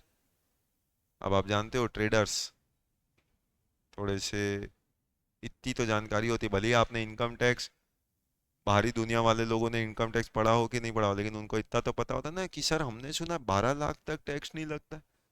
भले वो किस फाइनेंस एक्ट का था उनको उससे मतलब नहीं है, लेकिन पिछले साल का रिटर्न फाइल कराने आएंगे तभी आपसे अभी वाली लिमिट पूछेंगे, क्योंकि हमने सुना वेरी डेंजरस वर्ड। तो बोले साहब 40 लाख का 1% क्यों दे, कंपोजिशन वालों को 1% देना है तो हमारा तो साहब टैक्सेबल वाला तो 25 लाख है, 15 लाख पे तो वैसे ही टैक्स नहीं लगता साहब, तो 40 लाख का 1% कैसा। हमने बोला नहीं नहीं, यहाँ ऐसा ही होता है, 40 लाख टर्नओवर इन स्टेट है, पता नहीं तुमको टर्नओवर इन स्टेट 4 चीजों से बनता है, taxable supply, exempt supply, zero rated supply और interstate supply, person having same PAN, उसका जो टोटल आएगा उसका 1% देना पड़ेगा, चलो 40 लाख का 1% लाओ। ट्रेडर बोले साहब इंटरस्टेट सप्लाई तो मैं कर ही नहीं सकता इस स्कीम में, आप जानते हो। बोले हाँ पता है, इसलिए उसको कहाँ जोड़ा हमने।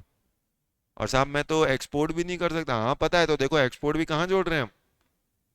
तो बोले लेकिन साहब एग्जाम सप्लाई और नील रेटेड सप्लाई, उस पे तो मैं अगर नॉर्मल डीलर भी होता तो मैं टैक्स नहीं देता, तो आप अभी इस पे टैक्स क्यों मांग रहे हो। बोले बस टर्नओवर में डेफिनेशन लॉ बन गया है, लॉ बन गया है, अब लॉ नहीं बदल सकता, आपको 1% टर्नओवर इंस्टेट का देना पड़ेगा।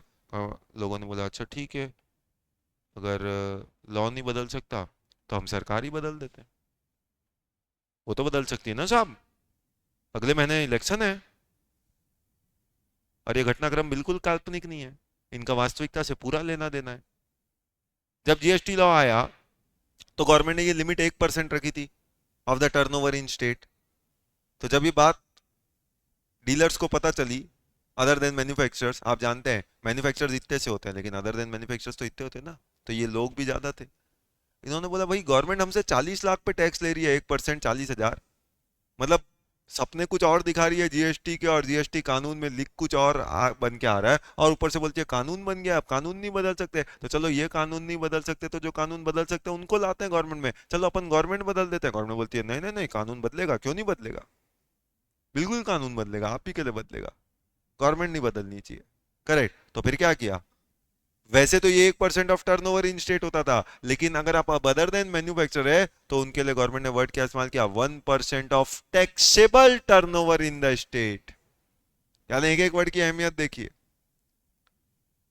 कि अगर आप मैन्युफैक्चरर होते तो आपको 1% किसका देना पड़ता, 40 लाख का, तो 40 लाख का 1% मतलब आपकी टैक्स लायबिलिटी कितनी आ जाती, 40,000। लेकिन अगर आप अदर देन मैन्युफैक्चरर है, मतलब ट्रेडर है, तो आपकी लायबिलिटी जो है वो क्या होगी, 1% ऑफ टर्नओवर इन स्टेट नहीं बोला, फिर वापस उसको चेंज किया, लॉ में भले ही आज भी वही लिखा है, लॉ में आज भी वही लिखा है कि 1% ऑफ टर्नओवर इन स्टेट, लेकिन फिर नोटिफिकेशन के थ्रू गवर्नमेंट ने क्या किया कि ये 1% जो है ये अब क्या करेंगे, 1% किसका लगाएंगे, टैक्सेबल टर्नओवर का। और फिर डीलर से जाकर पूछते अभी आप खुश हैं, अभी कोई और कुछ मतलब सेवा चाहिए हमसे, मतलब बोलो तो माफ कर दें कुछ 1-2 साल के लिए जीएसटी आपका, करेक्ट। तो बोले नहीं इतना नहीं, इतना कर दिए बस वही काफी है, जितना जेन्यून बनता है उतना पैसा लीजिए हमसे, जिस पे जीएसटी लगना ही नहीं है उस पे जीएसटी क्यों ले रहे हो।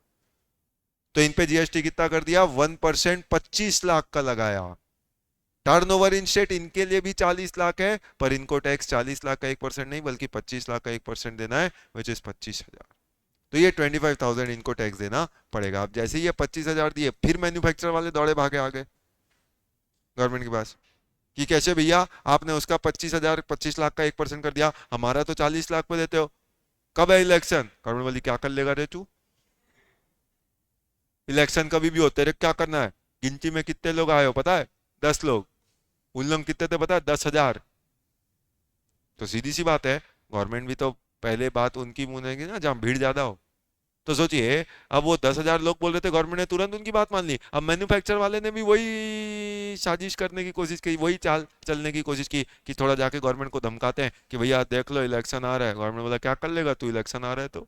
बोले कुछ नहीं करूंगा प्लीज, लेकिन मेरा टर्नओवर तो कम करो, नहीं तो भूख हड़ताल कर देंगे। ले भूख हड़ताल खोल, मुंह खोला, नींबू पानी डाल दिया उसका, हो गई उसकी भूख हड़ताल वहीं पे खत्म। यानी सोचिए, अरे मैन्युफैक्चर काउंटिंग में छोटे हैं ना। अकाउंट वाला क्यों बार बार कंपेयर करता है? तेरा 2% था लॉ में, हमने तेरे को भी एक फायदा दिया ना, तेरा 2% का 1% कर दिया ना, फिर क्या करो रहा है? वो तो ठीक है, उन्होंने बोला एक फायदा उनको भी दे दिया, सबको बराबर फायदा मिलना चाहिए ना जीएसटी में। तेरा 2% का 1% कर दिया, उनका 1% टर्नओवर की जगह टैक्सेबल टर्नओवर कर दिया, क्या फर्क पड़ता है? चलो जाओ यहाँ से, ये सब देखा देखी नहीं करना है यहाँ पे। तो यानी अभी क्या हो गया फाइनल, कि मैन्युफैक्चरर हैं, इसे सीखा क्या कि अगर आप मैन्युफैक्चरर हैं तो आपको 1% देना है किसका? टर्नओवर इन स्टेट का। पर अब आप अदर देन मैन्युफैक्चरर है तो आपको क्या करना है? 1% किसका देना है? Taxable turnover in state. तो यही गलती अगर आप करेंगे एग्जाम हॉल में और इस पे अगर फोकस नहीं करेंगे तो सारे नंबर आपके खत्म हो जाने। तो अगर आप मैन्युफैक्चरर हैं तो आपको 1% टर्नओवर इन स्टेट का देना है, लेकिन अगर आप अदर देन मैन्युफैक्चरर है, रेट तो दोनों का 1% है। बाद में जब आप पढ़ोगे आपको समझ में नहीं आएगा, जब दोनों का 1% है तो अलग अलग क्यों दिया है। वो अलग अलग का पीछे लॉजिक ये था क्योंकि पहले जब लॉ आया तो मैन्युफैक्चरर 2% था और अदर देन मैन्युफैक्चरर 1% था। फिर गवर्नमेंट ने इसका बदलाव करके ये दो वाले को एक किया नोटिफिकेशन के थ्रू, तो ये एक वाले को एक ही रहने दिया, लेकिन इसके लिए नया क्या किया? टैक्सेबल टर्नओवर का 1% कर दिया। This is the change. पर ये सब किसका? ये सब टर्नओवर इन स्टेट का। और टर्नओवर इन स्टेट मतलब आप बता चुका मैं, तो जैसे मैंने आपको बताया कि जैसे फॉर एग्जांपल मान लो कि एक एक्स लिमिटेड कंपनी है, उसका महाराष्ट्र में काम है, महाराष्ट्र में उसका टर्नओवर 50 लाख है, गुजरात में काम है, गुजरात में उसका टर्नओवर 30 लाख है, तो उसका एग्रीगेट टर्नओवर कितना है? 80 लाख। जब भी आप पूछोगे उस कंपनी का एग्रीगेट एनुअल टर्नओवर कितना है, तो आपका जवाब आएगा 80 लाख। इस 80 लाख का क्या यूज है? इससे डिसाइड होगा कि आप कंपोजिशन स्कीम लेने के लिए एलिजिबल हो कि नहीं। ये वाला अमाउंट 80 लाख 1.5 करोड़ के अंदर होना चाहिए। अगर मैं मानूं आपके लिए नॉर्मल लिमिट 1.5 करोड़ की, तो अगर ये 150 लाख के अंदर है तो आप एलिजिबल हो। पर अब सोचो, अगर 1% ऑफ एग्रीगेट टर्नओवर का टैक्स देना होता तो आप ये 80 लाख का 1% देते। 80 लाख का 1% मतलब 80,000। अभी 80,000 आप किसको देते? चलो आधा आधा, जीएसटी का थंब रूल है, जो भी पैसा आएगा दो लोगों में बटेगा आधा आधा। चलो ये 80,000 का आधा आपने 40,000 सेंट्रल गवर्नमेंट को दे दिया, दूसरा 40,000 किसको दोगे? अब स्टेट में तो यहाँ महाराष्ट्र भी है, गुजरात भी है, किसको दोगे? अगर यहाँ 1% ऑफ एग्रीगेट टर्नओवर लिखा होता तो सवाल समझिए कि दूसरा 40,000 जाता किसको? सेंटर तो अपना 40 लेके चला जाता, दूसरा 40 पे तो क्वेश्चन मार्क हो जाता।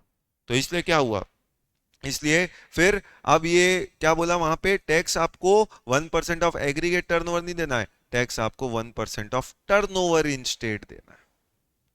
And what is this turnover in state? तो महाराष्ट्र के लिए turnover in state 50 lakh, Gujarat के लिए टर्नओवर इन स्टेट 30 लाख। तो जो टैक्स लगेगा अब वो कैसे लगेगा? वो लगेगा 50 लाख का 1% और 30 लाख का 1% आएगा वही। लेकिन अब इससे क्या होगा, जब 50 लाख का 1% हुआ तो वो हुआ 50,000। बोलो ये 50,000 किसको जाएगा? अब 50,000 आधा आधा, 25 जाएगा सेंट्रल गवर्नमेंट को और बचा हुआ 25 जाएगा महाराष्ट्र गवर्नमेंट को, बचा हुआ 25 जाएगा महाराष्ट्र गवर्नमेंट को। वैसे ही 30 लाख का 1% 30,000, तो वो 30,000 भी बटेगा आधा आधा, तो आधा आधा में 15 जाएगा सेंट्रल को और 15 किसको जाएगा? अब ये 15 जाएगा गुजरात गवर्नमेंट।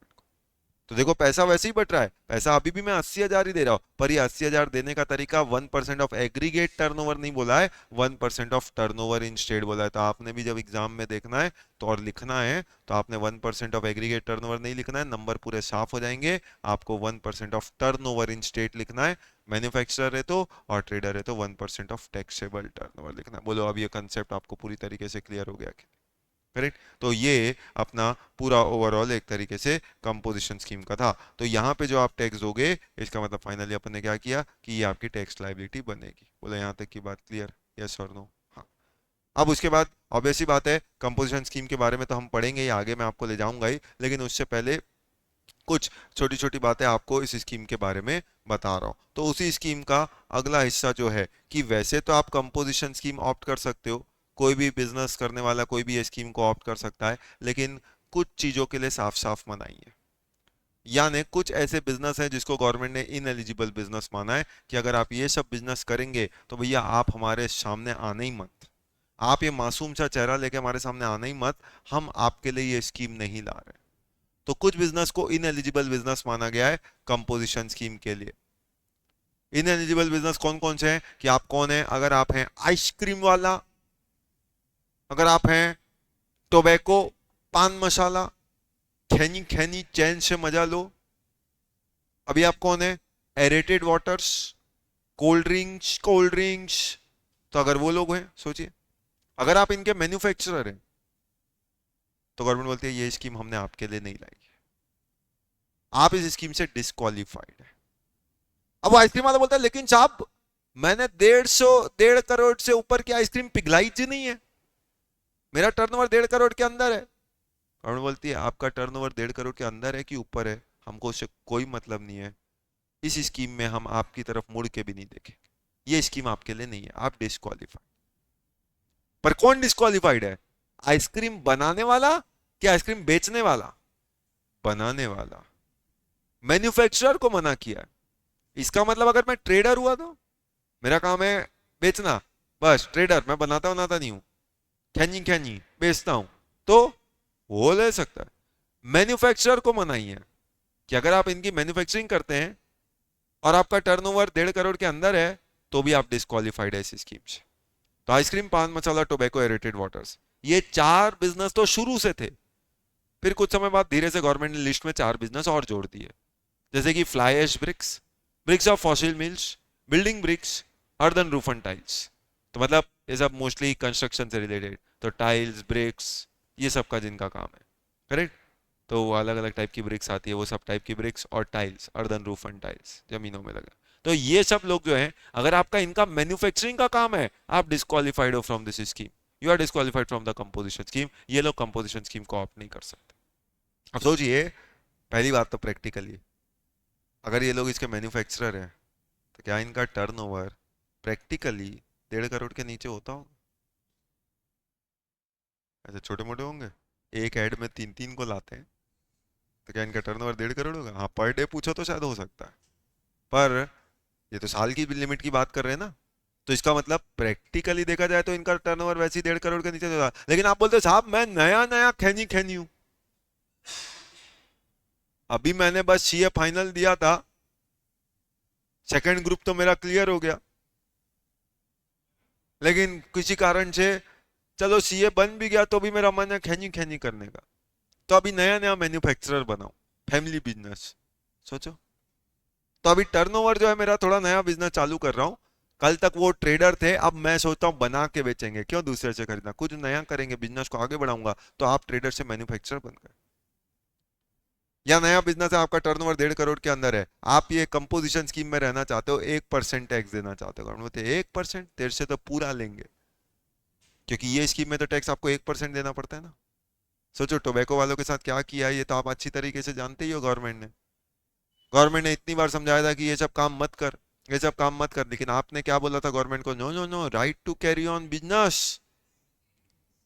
जब आपने right to carry on business का राइट गवर्नमेंट को सिखाया तो गवर्नमेंट बोला एक छोटा सा राइट हमारी तरफ से भी, right to carry on levy tax. और जब उस पर टैक्स लगाते हैं तो आप जानते हो कैसा टैक्स लगाते हैं, इसको तो बेचारे को पुराने से भी नहीं छोड़ा। मतलब ये नया टैक्स जीएसटी तो देता ही है, पुराना टैक्स भी देता ही है, आप अच्छी तरीके से जानते हैं, पहले उसमें अपन देख के आए थे, कहीं का नहीं छोड़ा इसको। चैन से मजा लो, अब गवर्नमेंट कौन ले रही है चैन से मजा, ये बात की बात। तो अगर आप ये सब का काम करते हैं, you are disqualified from this scheme. आप ये स्कीम के ख्वाब ख्यालों में भी सोचिएगा मत, आप इस स्कीम से बाहर है, करेक्ट।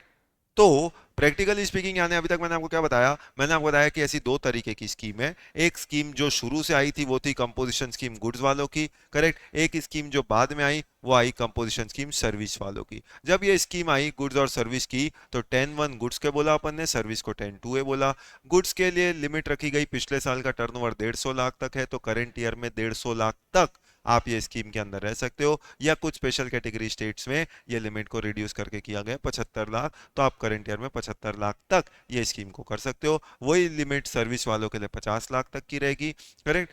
अगर आप इस स्कीम के अंदर आ गए तो आपको टैक्स देना पड़ेगा। टैक्स कितना देना पड़ेगा, मैन्युफैक्चरर है तो 1% ऑफ टर्नओवर इन स्टेट, अगर अदर देन मैन्युफैक्चरर है तो 1% of taxable turnover in the state. Restaurant वाले हैं तो उनके लिए है 5% of the turnover in state. फिर वही चीज अगर आप सर्विस वाले हैं जो 10 to A में जाते हैं तो आपके लिए रेट जो है वो 6% ऑफ टर्नओवर इन स्टेट। तो 6% का टर्नओवर इन स्टेट, इतना आपको टैक्स जो है वो देना पड़ेगा। तो ये टैक्स होता है। कुछ बिजनेस से आपको साफ साफ एक तरीके से मनाही है, इन एलिजिबल बिजनेस, लेकिन आपको उसके मैन्युफैक्चरर की मनाही है। अगर आपने इनमें से एक का भी मैन्युफैक्चरिंग का काम किया है तो आप कंपोजिशन स्कीम से डिस्क्वालिफाइड हैं। मजे की बात है, डिस्क्वालिफाइड है irrespective of aggregate annual turnover.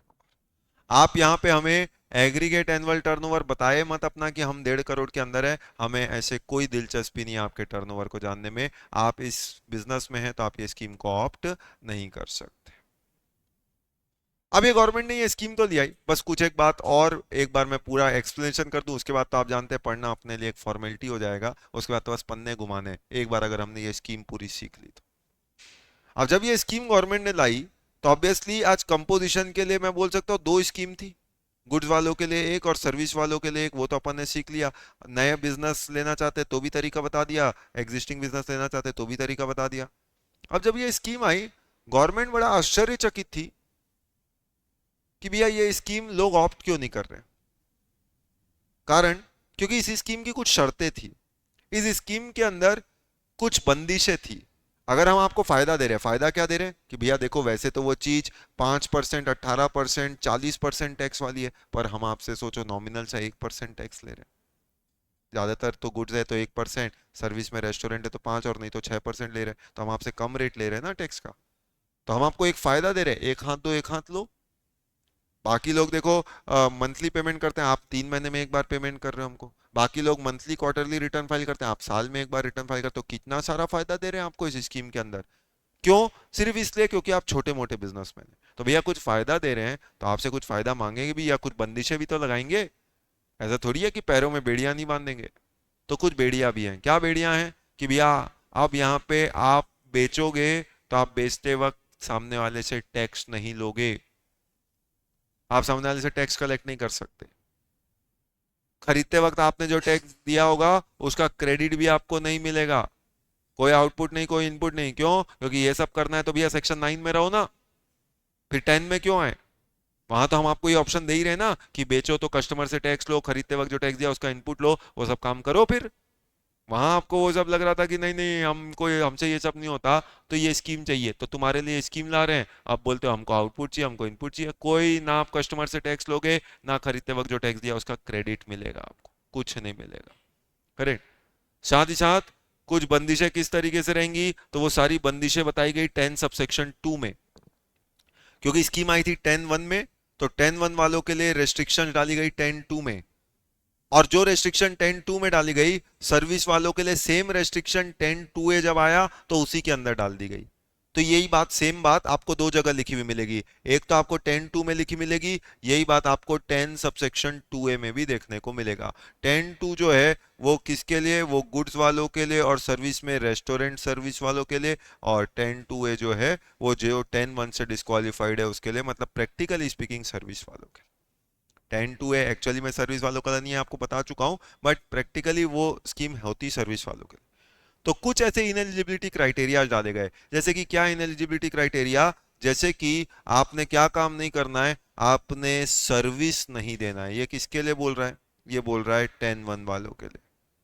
तो जो भी 10 सबसेक्शन 1 में कंपोजिशन स्कीम लेगा वो सर्विस नहीं देगा। सर्विस में सिर्फ एक ही सर्विस दे सकते हो, वो है रेस्टोरेंट वाली सर्विस। उसके अलावा कोई भी सर्विस अगर आप दोगे तो आप 10(1) से डिस्क्वालिफाइड हो। करेक्ट। इतना ही नहीं, आप कोई भी ऐसा सप्लाई नहीं करेंगे गुड्स या सर्विस का which is not leviable to tax. कोई भी ऐसा सप्लाई ऑफ गुड्स और service which is not leviable to tax. Not leviable to tax मतलब एग्जाम नहीं होता। नॉट लेविएबल टू टैक्स मतलब जो जीएसटी के दायरे से बाहर है। आज सवाल है जीएसटी के दायरे से क्या बाहर है? तो ब्रॉडली अगर बात करें तो जीएसटी के दायरे से जब बाहर की बात करते हो, नॉट लेविएबल टू टैक्स की बात करते हो, तो मेरे दिमाग में दो ही चीजें आती है। कौन सी दो चीजें आती है? ऑब्वियसली पहला तो आप जानते हैं, बेवड़े।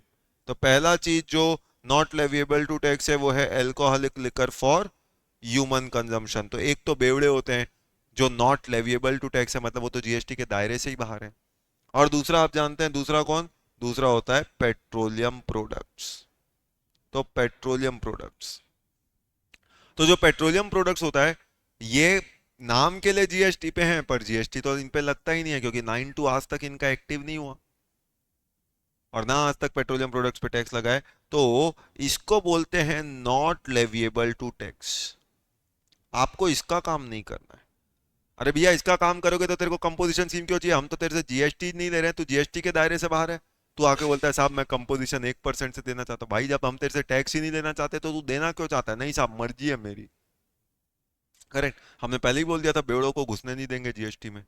तो जब नॉर्मल में घुसने नहीं दिया तो कंपोजिशन में कैसे घुसने देंगे? ठीक। तो ये सब डिस्क्वालिफिकेशन है। अगर आपने ये काम किया तो ये कंपोजिशन स्कीम आपके लिए नहीं है।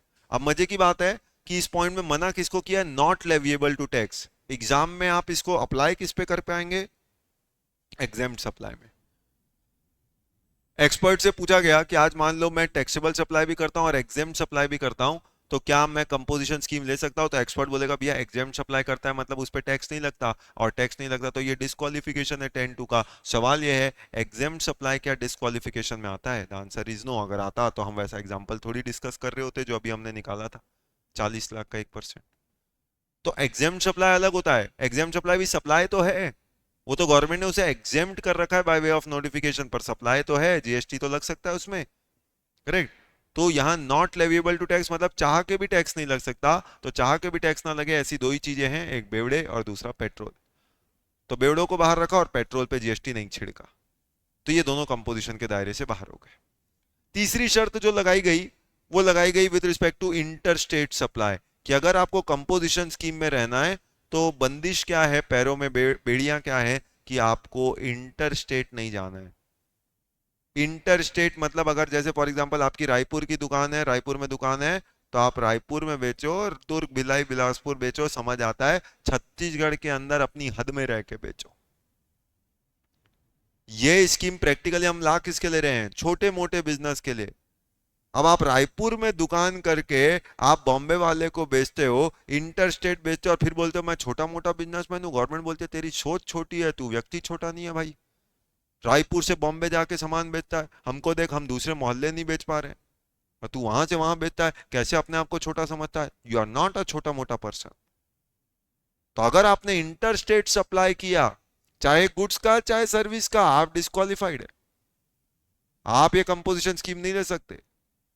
तो इंटर स्टेट सप्लाई नहीं करना मतलब क्या करना है? केवल केवल इंट्रा स्टेट में करना। इंटर्स आर डिस्क्वालिफाइड। मजे की बात, supply through e commerce operator. ओहो हो, ई कॉमर्स ऑपरेटर के थ्रू भी नहीं बेचना, कुछ नहीं करेगा तू, चुपचाप बैठे रहेगा। ई commerce operator, supply through e commerce operator. अब ई कॉमर्स ऑपरेटर कौन होता है ये भी आपको पता है। तो अम्मा जान के थ्रू भी नहीं बेचेगा। अरे सर, अम्मा जान से भी मिलना रोक दिया मेरे को। अब मजे की बात है, पहले जब supply through e commerce operator आया तो अगेन गवर्नमेंट के पैरों तले जमीन खिसक गई, मतलब बिजनेसमैन के, कि भाई फिर करेंगे क्या? फिर एक दुकान खोल के करेंगे क्या? क्योंकि तो सेल ही नहीं होगा, तो फिर तो 1% भी टैक्स नहीं दे पाएंगे।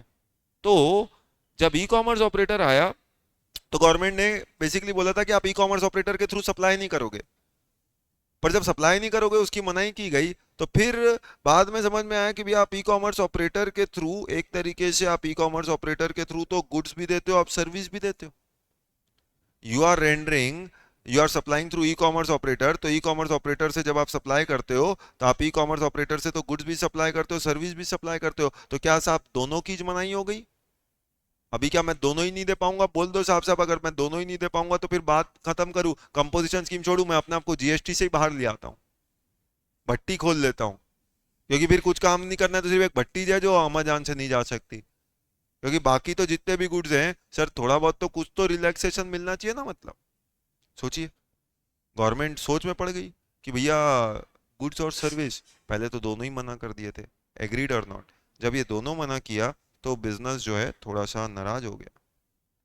तो फिर बाद में धीरे धीरे गवर्नमेंट ने इसमें बदलाव भी लाते गए। बदलाव कैसे लाते गए? तो बदलाव कुछ इस तरीके से लाया गया कि पहले तो दोनों चीज के लिए मनाही किया गया था, लेकिन उसके बाद 10(2) जो था उसमें बोला कि अब आप क्या करेंगे, ई कॉमर्स ऑपरेटर के थ्रू अब गुड्स और सर्विस दोनों की बात थी, करेक्ट। तो अब उसमें क्या किया, पहले तो गुड्स सर्विस दोनों की मनाई थी, अब बोला कि चलो ठीक है, आप गुड्स दे भी दो तो चल जाएगा, गुड्स दे भी दो तो चल जाएगा। मतलब जो आपको बता रहा हूँ ये ज्यादा पुरानी बात नहीं, 2-3 साल पहले की बात है। पहले तो आपको बोला गया था कि ई कॉमर्स ऑपरेटर से आप दे ही नहीं सकते हो, लेकिन फिर बाद में बोला कि अगर आप ई कॉमर्स ऑपरेटर से गुड्स भी दोगे तो चल जाएगा, सर्विस नहीं दोगे भैया, अगर आपने ई कॉमर्स ऑपरेटर से सर्विस दी तो फिर हम आपको छोड़ेंगे नहीं, ये स्कीम आपके लिए फिर नहीं है। तो आप ई कॉमर्स ऑपरेटर से सर्विस नहीं दे पाओगे, गुड्स देना है कि नहीं देना है वो आपका चॉइस है, गुड्स देना है कि नहीं देना है वो आपका चॉइस है, करेक्ट। तो मतलब कहने का मतलब कि अब आप गुड्स दे सकते हो क्या, हाँ, सर्विस ना, तो बढ़िया। अब ई कॉमर्स ऑपरेटर से मैं गुड्स तो दे सकता हूं, तो मैंने टीवी का बिजनेस था, ई कॉमर्स ऑपरेटर में रजिस्टर किया अमेजान में, और टीवी बेच डाली। दुकान कहाँ है, रायपुर में, अमेजान में रजिस्टर हुआ, करेक्ट, और टीवी बेच डाली कहाँ, बॉम्बे। गवर्नमेंट आई और तुरंत इस स्कीम से बाहर फेंक दिया आपको। आप बोलते हो साहब आपने तो बोला था ई कॉमर्स ऑपरेटर से गुड्स दे सकते हैं, तो बोले वो तो बिल्कुल दे सकते हैं, तो फिर सर स्कीम से बाहर क्यों कर दिया, डिस्क्वालीफाई क्यों कर दिया। उन्होंने बोलते तेरे को समझ में नहीं आता, पॉइंट नंबर 4 में तू था लेकिन 3 में डिस्क्वालीफाई नहीं हो गया, हमने तो तेरे को पॉइंट नंबर 3 के कारण ट्रेन से फेंका है। तो यानी भले ही आप 4 से बच जाओगे लेकिन 3 में तो फंस जाओगे, इंटर स्टेट में।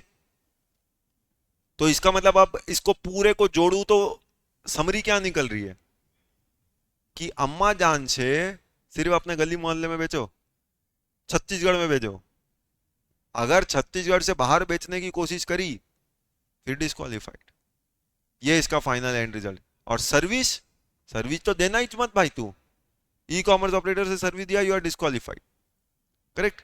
और गुड्स दे सकते हो, वैसे यहां मना नहीं किया, लेकिन पॉइंट नंबर 3 में इंटरस्टेट दिया तो डिस्क्वालीफाई हो जाएंगे। यही बात रजिस्ट्रेशन में भी अगर आपको ध्यान आ रहा हो, तो जब भी आप ई कॉमर्स ऑपरेटर के थ्रू सप्लाई करते हैं तो वहां पे कंपलसरी रजिस्ट्रेशन के लिए बोला गया था, कंपलसरी रजिस्ट्रेशन, कि जब भी आप ई कॉमर्स ऑपरेटर के थ्रू सप्लाई करेंगे तो कंपलसरी रजिस्ट्रेशन होगा। लेकिन फिर गवर्नमेंट ने सर्विस वालों को एक रिलैक्सेशन दिया था कि वो जो 20 लाख की लिमिट है सर्विस के लिए हम दे देंगे, भले ही आप ई कॉमर्स ऑपरेटर से सप्लाई करो। तो वहां उनको थ्रेशोल्ड का बेनिफिट मिलता था, लेकिन जो गुड्स वाले थे वो फंस जाते थे बेचारे हमेशा। गुड्स वाले अगर ई कॉमर्स ऑपरेटर के थ्रू बेचते थे तो उनको वो जो बेसिक थ्रेशोल्ड लिमिट था 10-20-40 लाख का वो नहीं मिलता था।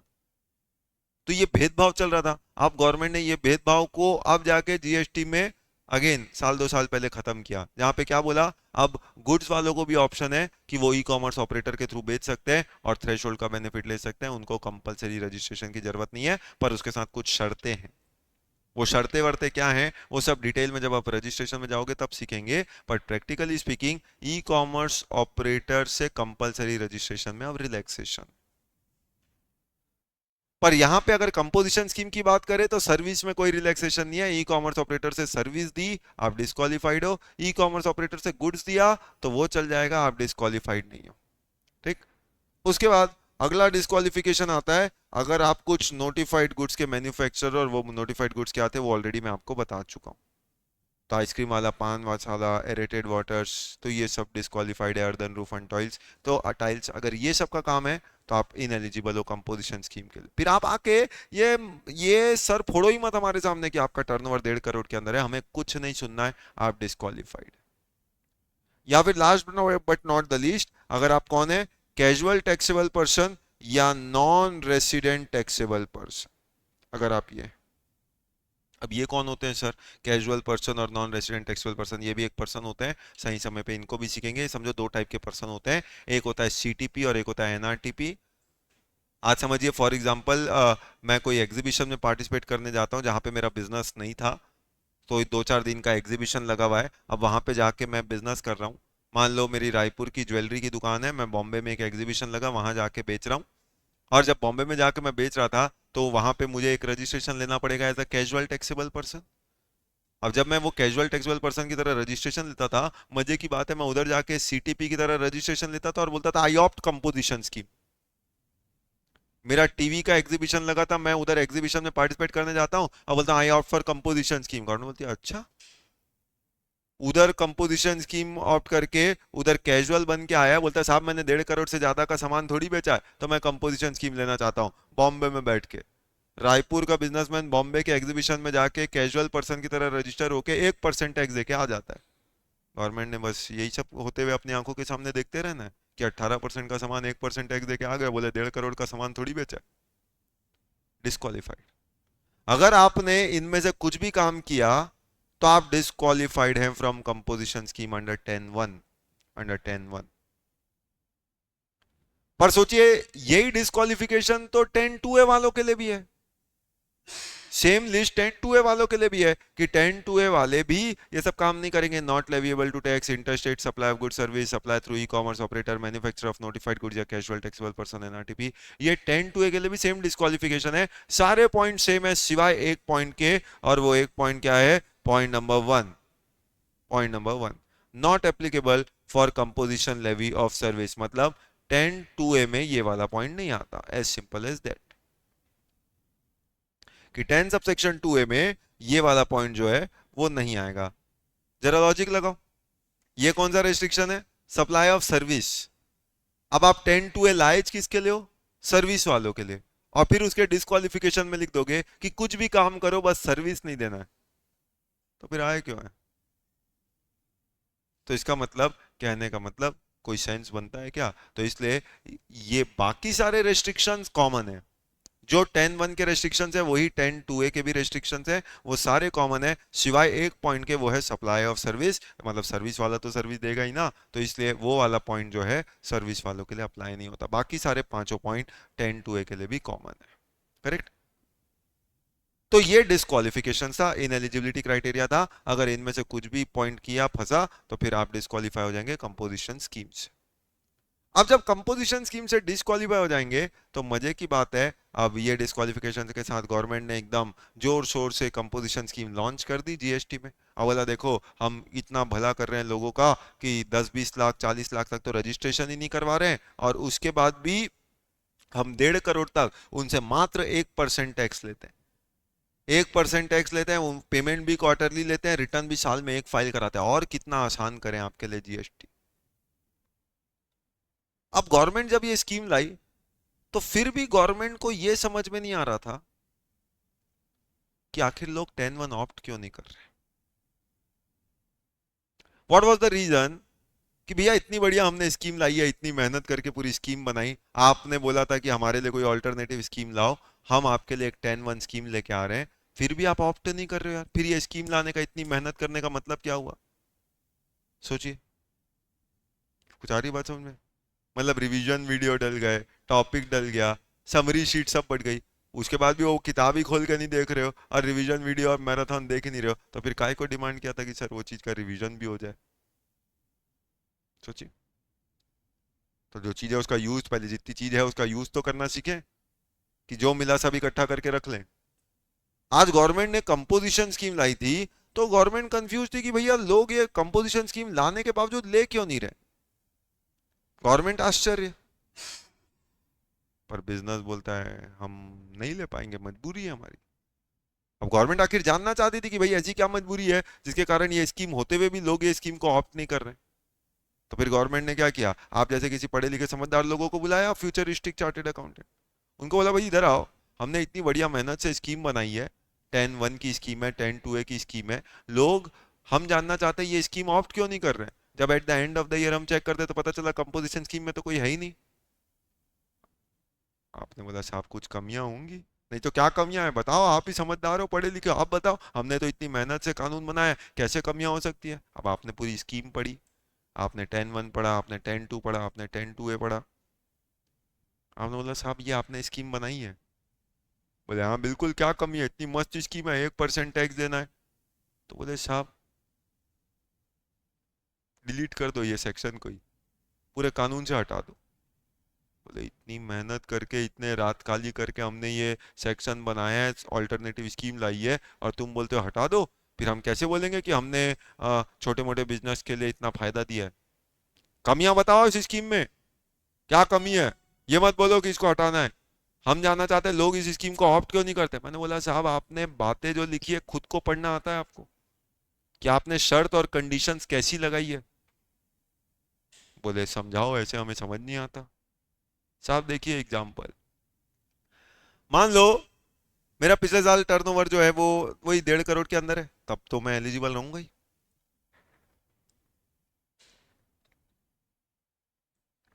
1.5 करोड़ के अंदर का मेरा टर्नओवर है, बात कर रहे हैं अपन 10-1 की।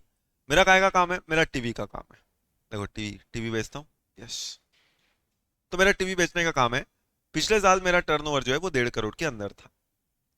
अब 1.5 करोड़ के अंदर टीवी बेचता हूँ, करेंट फाइनेंशियल ईयर मैंने कंपोजिशन स्कीम ऑप्ट करी, ठीक, मान लो 10-1 में। अब मैं टीवी बेचता हूँ, कितने के, 80 लाख की टीवी बेची है मैंने। बोलो मैं कंपोजिशन स्कीम ले सकता हूँ कि नहीं ले सकता। यस, पिछले साल मेरा 1.5 करोड़ के अंदर है, करंट ईयर भी 1.5 करोड़ के अंदर है, और गुड्स का काम है, तो मेरे लिए ही है 10-1। मेरे लिए नहीं होगा तो और किसके लिए होगा। तो मैं 10-1 ऑप्ट करता था। अब जब मैं 10-1 ऑप्ट कर रहा था, फिर मेरा एक कस्टमर आया मेरे पास और उसने बोला कि सर ये जो आपसे हमने टीवी खरीदी ना, इसमें देखो थोड़ा सा खराबी हो गया है, आप थोड़ा बहुत कुछ उसको रिपेयर कर दो साहब। आपके पुराने कस्टमर है, मैं टीवी बेचता था अभी तक, रिपेयरिंग विपेयरिंग का काम नहीं करता था। लेकिन मैंने बोला चल अब अपना कस्टमर है, पुराना कस्टमर है, थोड़ी सी रिपेयरिंग कर देते हैं, इतना बोल रहे हैं। तैसे साल भर में कुछ गिने चुने कस्टमर्स के मैंने क्या किया, टीवी तो मैं, मेरा मेन काम तो टीवी बेचने का ही है, पर मैंने छोटी मोटी रिपेयरिंग कर दी। कितने की, 4 लाख की। ज्यादा नहीं, सिर्फ 4 लाख की मैंने साल भर में रिपेयरिंग करी। 4 लाख की रिपेयरिंग करी, बोलो मेरा एग्रीगेट टर्नओवर कितना हुआ। एग्रीगेट टर्नओवर तो ये दोनों जुड़ के आया ना, तो एग्रीगेट टर्नओवर मतलब जो भी काम किया सबको जोड़ के सप्लाई, मतलब मेरा एग्रीगेट टर्नओवर 84 लाख है। सोचो, अब एग्रीगेट टर्नओवर अगर मेरा 84 लाख है, तो कोई दिक्कत है कंपोजिशन स्कीम में। मैं ले सकता हूँ कि नहीं ले सकता हूँ कंपोजिशन स्कीम, करेक्ट। तो देखा जाए तो पिछले साल मेरा 1.5 करोड़ के अंदर था, इस साल भी 1.5 करोड़ के अंदर है, कंपोजिशन स्कीम के अंदर बन जाना चाहिए था मुझे, कंपोजिशन स्कीम रहना चाहिए था। और मेरा मेन काम भी टीवी बेचने का ही है। सर्विस तो देखो मैं नाम मात्र के लिए, फॉर्मेलिटी के लिए 4 लाख की सर्विस दे रहा हूँ, पर मेरा जब टर्नओवर देखा गया 84 लाख, उसमें तो 4 लाख की सर्विस हो गई। और अगर 4 लाख की सर्विस हो गई, क्या मैं 10-2 में डिस्qualify नहीं होगा। क्योंकि 10-2 क्या बोलता था, अगर आपको 10-1 में रहना है तो आपको क्या करना पड़ेगा, आपको सर्विस नहीं देना पड़ेगा। कल को अगर आपने सर्विस दी तो you are disqualified from this scheme. तो सोचो साहब, आपने जो स्कीम बनाई है, ये बिजनेसमैन तो डिस्qualify हो गया। ये चाह के भी इस स्कीम में नहीं रह पाएगा, क्योंकि आपने इसको डिस्qualify कर दिया because of condition of 10-2। Government बोलती है यार ये कब हुआ। बोले आप ही ने लिखा है 10-2, तो आप ही ने बनाया है, और उसमें आप ही ने लिखा है सप्लाई ऑफ सर्विस डिस्qualified। तो भाई सर्विस वाला है तो 10-2 ले लेना, उसके लिए भी तो हमने स्कीम बनाई है 10-2। तो बोले साहब उसके लिए तो पहले ही डिस्qualify हो गया। बोले क्यों, 50 लाख क्रॉस कर चुका है। 10-2 है तो आपने छोटे मोटे सर्विस में मतलब 50 लाख तक की सर्विस बनाई है ना, तो ये तो पहले ही डिस्qualified है। तो बोले फिर ये कैसे लेगा, फिर ये नॉर्मल रहेगा। तो बोले इसीलिए तो नॉर्मल है साहब। बोले ये एक आध बिजनेस होगा, ऐसा नहीं होता। बोले चलो ठीक है साहब, आपको एक एग्जांपल से समझ नहीं आता, ये लो एक और बिजनेसमैन है, कौन, इसका काय का काम है, कपड़े का। देख दिख रहा है कपड़ा, कपड़ा बना रहा है। सर ये कपड़ा है कि वो मतलब मोबाइल रखने का कवर है, वो जो भी है, शर्ट है, मेरे हिसाब से तो शर्ट है। आप फिर मेरी ड्राइंग पे जा रहे हैं, सर शर्ट में 2 बटन, तेरे क्या करना है उससे, करेक्ट, ठीक। अभी ठंड है, जैकेट है, अब बोलो। तो कपड़े का काम है, अभी वो कपड़ा बेचता है। बोलो कितने का कपड़ा बेचता है, 100 लाख। 100 लाख मतलब 1 करोड़, 1 करोड़ के कपड़े बेचे हैं। पिछले साल भी मान के चलो उसका टर्नओवर लिमिट के अंदर था, वो छोटा मोटा मतलब वो लिमिट के अंदर चलता था। मान लो एक फिगर ले लेते हैं 120 लाख पिछले साल का, तो 120 लाख का उसका काम था। सोचो 100 लाख का कपड़ा बेचा है इस साल। मुझे बताओ कंपोजिशन स्कीम ले सकता है, 100 लाख का कपड़ा बेच रहा है, क्या दिक्कत है, कंपोजिशन स्कीम ले लेगा। लेकिन वो जो बिजनेसमैन है, उसकी जहां दुकान है, उसकी दुकान के बाजू हुई एक और उसकी छोटी सी दुकान है, ज्यादा बड़ी नहीं, छोटी सी दुकान है। अब वो दुकान ऐसी पड़ी रहती थी, उसने क्या किया, उसने सोचा चलो ये दुकान मैं किसी को किराए में दे देता हूँ, छोटा मोटा कुछ किराया ही आ जाए। ज्यादा नहीं, 20,000 रुपये महीने किराए पे दे दी। 20,000 रुपये महीने पे किराए पे दी तो सोचो रेंट मिला होगा कितना, 2,40,000 साल का। पूरे साल का टर्नओवर निकालो तो कितना हो गया, 102,40,000। 1,02,40,000, यही मेरा एग्रीगेट टर्नओवर बना। Yes, this is my aggregate turnover. चलो एग्रीगेट टर्नओवर भी सीख लिए। बोलो कंपोजिशन स्कीम ले पाएगा? Again disqualified. बोले ये व्यक्ति भी डिस्क्वालीफाई हो गया आपकी एग्जाम्पल में। क्यों? अब दिख रहा है, साफ साफ दिख रहा है कि इसका मेन काम कपड़े बेचने का है। 20,000 तो इसने नाम के लिए रेंट की सर्विस ले ली और इसको वो 20,000 रुपये रेंट मिलता है। आपने बोला था भैया गुड्स वाला सर्विस का काम नहीं करेगा, आप मुझे इंडिया में एक ऐसा बिजनेस बता दो जो प्रैक्टिकली सिर्फ एक्सक्लूसिव गुड का काम करे, जिसका सर्विस का कोई काम ही ना हो। आपके हिसाब से तो 2-5 रुपए की भी सर्विस कोई दे देगा वो डिस्क्वालीफाई हो गया, क्योंकि आपने बोला है स्ट्रिक्टली गुड्स वाला सर्विस का काम नहीं करेगा सिवाय रेस्टोरेंट की सर्विस। अभी क्या कपड़े वाला रेस्टोरेंट खोल के बैठ जाए? सोचो। तो फिर ये स्कीम लेगा कौन? प्रैक्टिकली कागज में तो स्कीम थी थ्योरेटिकली, लेकिन प्रैक्टिकली हर व्यक्ति डिस्क्वालीफाइड है स्कीम से आपके उस रीजन की वजह से। तो गवर्नमेंट बोला यार बात तो काफी सीरियस लग रही है। तो बोले सीरियस आपने बना दी है, सीरियस थी नहीं। कि भाई कम से कम थोड़ा तो सोचना चाहिए आपको। इंडिया में लोग काम कैसे करते हैं, बिजनेस कैसे करते हैं, भाई थोड़ी बड़ी सर्विस तो हर कोई दे देता है। या तो आप 10 to A की लिमिट को बढ़ाओ, उसको भी 50 लाख को बढ़ा के 5-6 करोड़ कर दो। बोले इतना तो हमने गुड्स वालों को नहीं दिया, तो कम से कम 1.5 करोड़ तो करो। बोले वो नहीं हो पाएगा भाई, सर्विस और गुड्स एक जैसे कैसे हो जाएंगे। तो फिर कम से कम कुछ तो लिमिट दो कि गुड्स वाला अगर छोटी मोटी सर्विस भी दे दे, ये तो दिख रहा है साफ मेन काम उसका कपड़ा बेचने का है, 20,000 रुपये महीने की सर्विस दिया आपने, डिस्क्वालीफाई कर दिया। कुछ तो ऐसा कोई कोई एक लिमिट तो रखो। बोले ये लॉजिक आपका ठीक लग रहा है। तो अब क्या किया गया? तो फाइनल डिस्कशन, अब क्या किया गया? अब यहाँ पे गवर्नमेंट ने बोला चलो ठीक है, जब बात समझ में आई भाई घर नया घर बना है जीएसटी का, रहते रहते गलतियां समझ में आएंगी। कानून तो पहले मस्त बना दिया था, फिर समझ में आया कि 2-4 कमरे ही नहीं है, जो कमरे हैं उनके दरवाजे नहीं है। तो फिर देखो 9(4) बना दिया था कितना शौक चढ़ा के। फिर बाद में समझ में आया ना, जब लोगों ने बोला बंद करो जीएसटी, तो फिर 9(4) को बदला, अमेंड किया, फिर डिलीट किया, सस्पेंड किया, फिर 9(4) रिटर्न्स करके लाया, तो ठीक ठाक करके वो कमरा बनाया कि नहीं बनाया? तो वही हाल यहाँ पे भी था। फिर वही 10(1) में आपने गलती करी और 10(2) में लिख दिया सर्विस जो देगा वो डिस्क्वालीफाइड है इस स्कीम से। तो अब गवर्नमेंट ने क्या किया, उन्होंने बोला चलो ठीक है, तुम्हारी बात का लॉजिक हमको समझ में आ गया कि हमें थोड़ी बहुत उसको अलाउ कर देना चाहिए सर्विस देना। पर अब थोड़ी बहुत कैसे डिसाइड करें, हर व्यक्ति का सर्विस अलग अलग हो सकता है। तो इसलिए डिसाइड क्या किया गया कि भाई जितना भी उसका टर्नओवर होगा पिछले साल का, भाई ये व्यक्ति बिजनेस कर रहा है, पिछले साल का इसका टर्नओवर कितना है, 120 लाख। तो जितना भी उसका टर्नओवर है पिछले साल का, एक काम करते हैं, एक लिमिट सेट कर लेते हैं। कितना?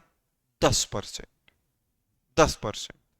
अगर 120 लाख उसका टर्नओवर इन स्टेट है, ये 120 लाख उसका टर्नओवर इन स्टेट है, इस 120 लाख का वो क्या कर सकता है, 10% करेंट ईयर में सर्विस दे सकता है। तो मतलब बोलो कितनी सर्विस दे पाएगा? 10% ऑफ टर्नओवर निकालोगे तो वो 10% टर्नओवर का इन स्टेट का मतलब कितना आ जाएगा आपके हिसाब से? 12 लाख। तो गवर्नमेंट बोलती है 12 लाख तक की सर्विस दे दो, चलेगा।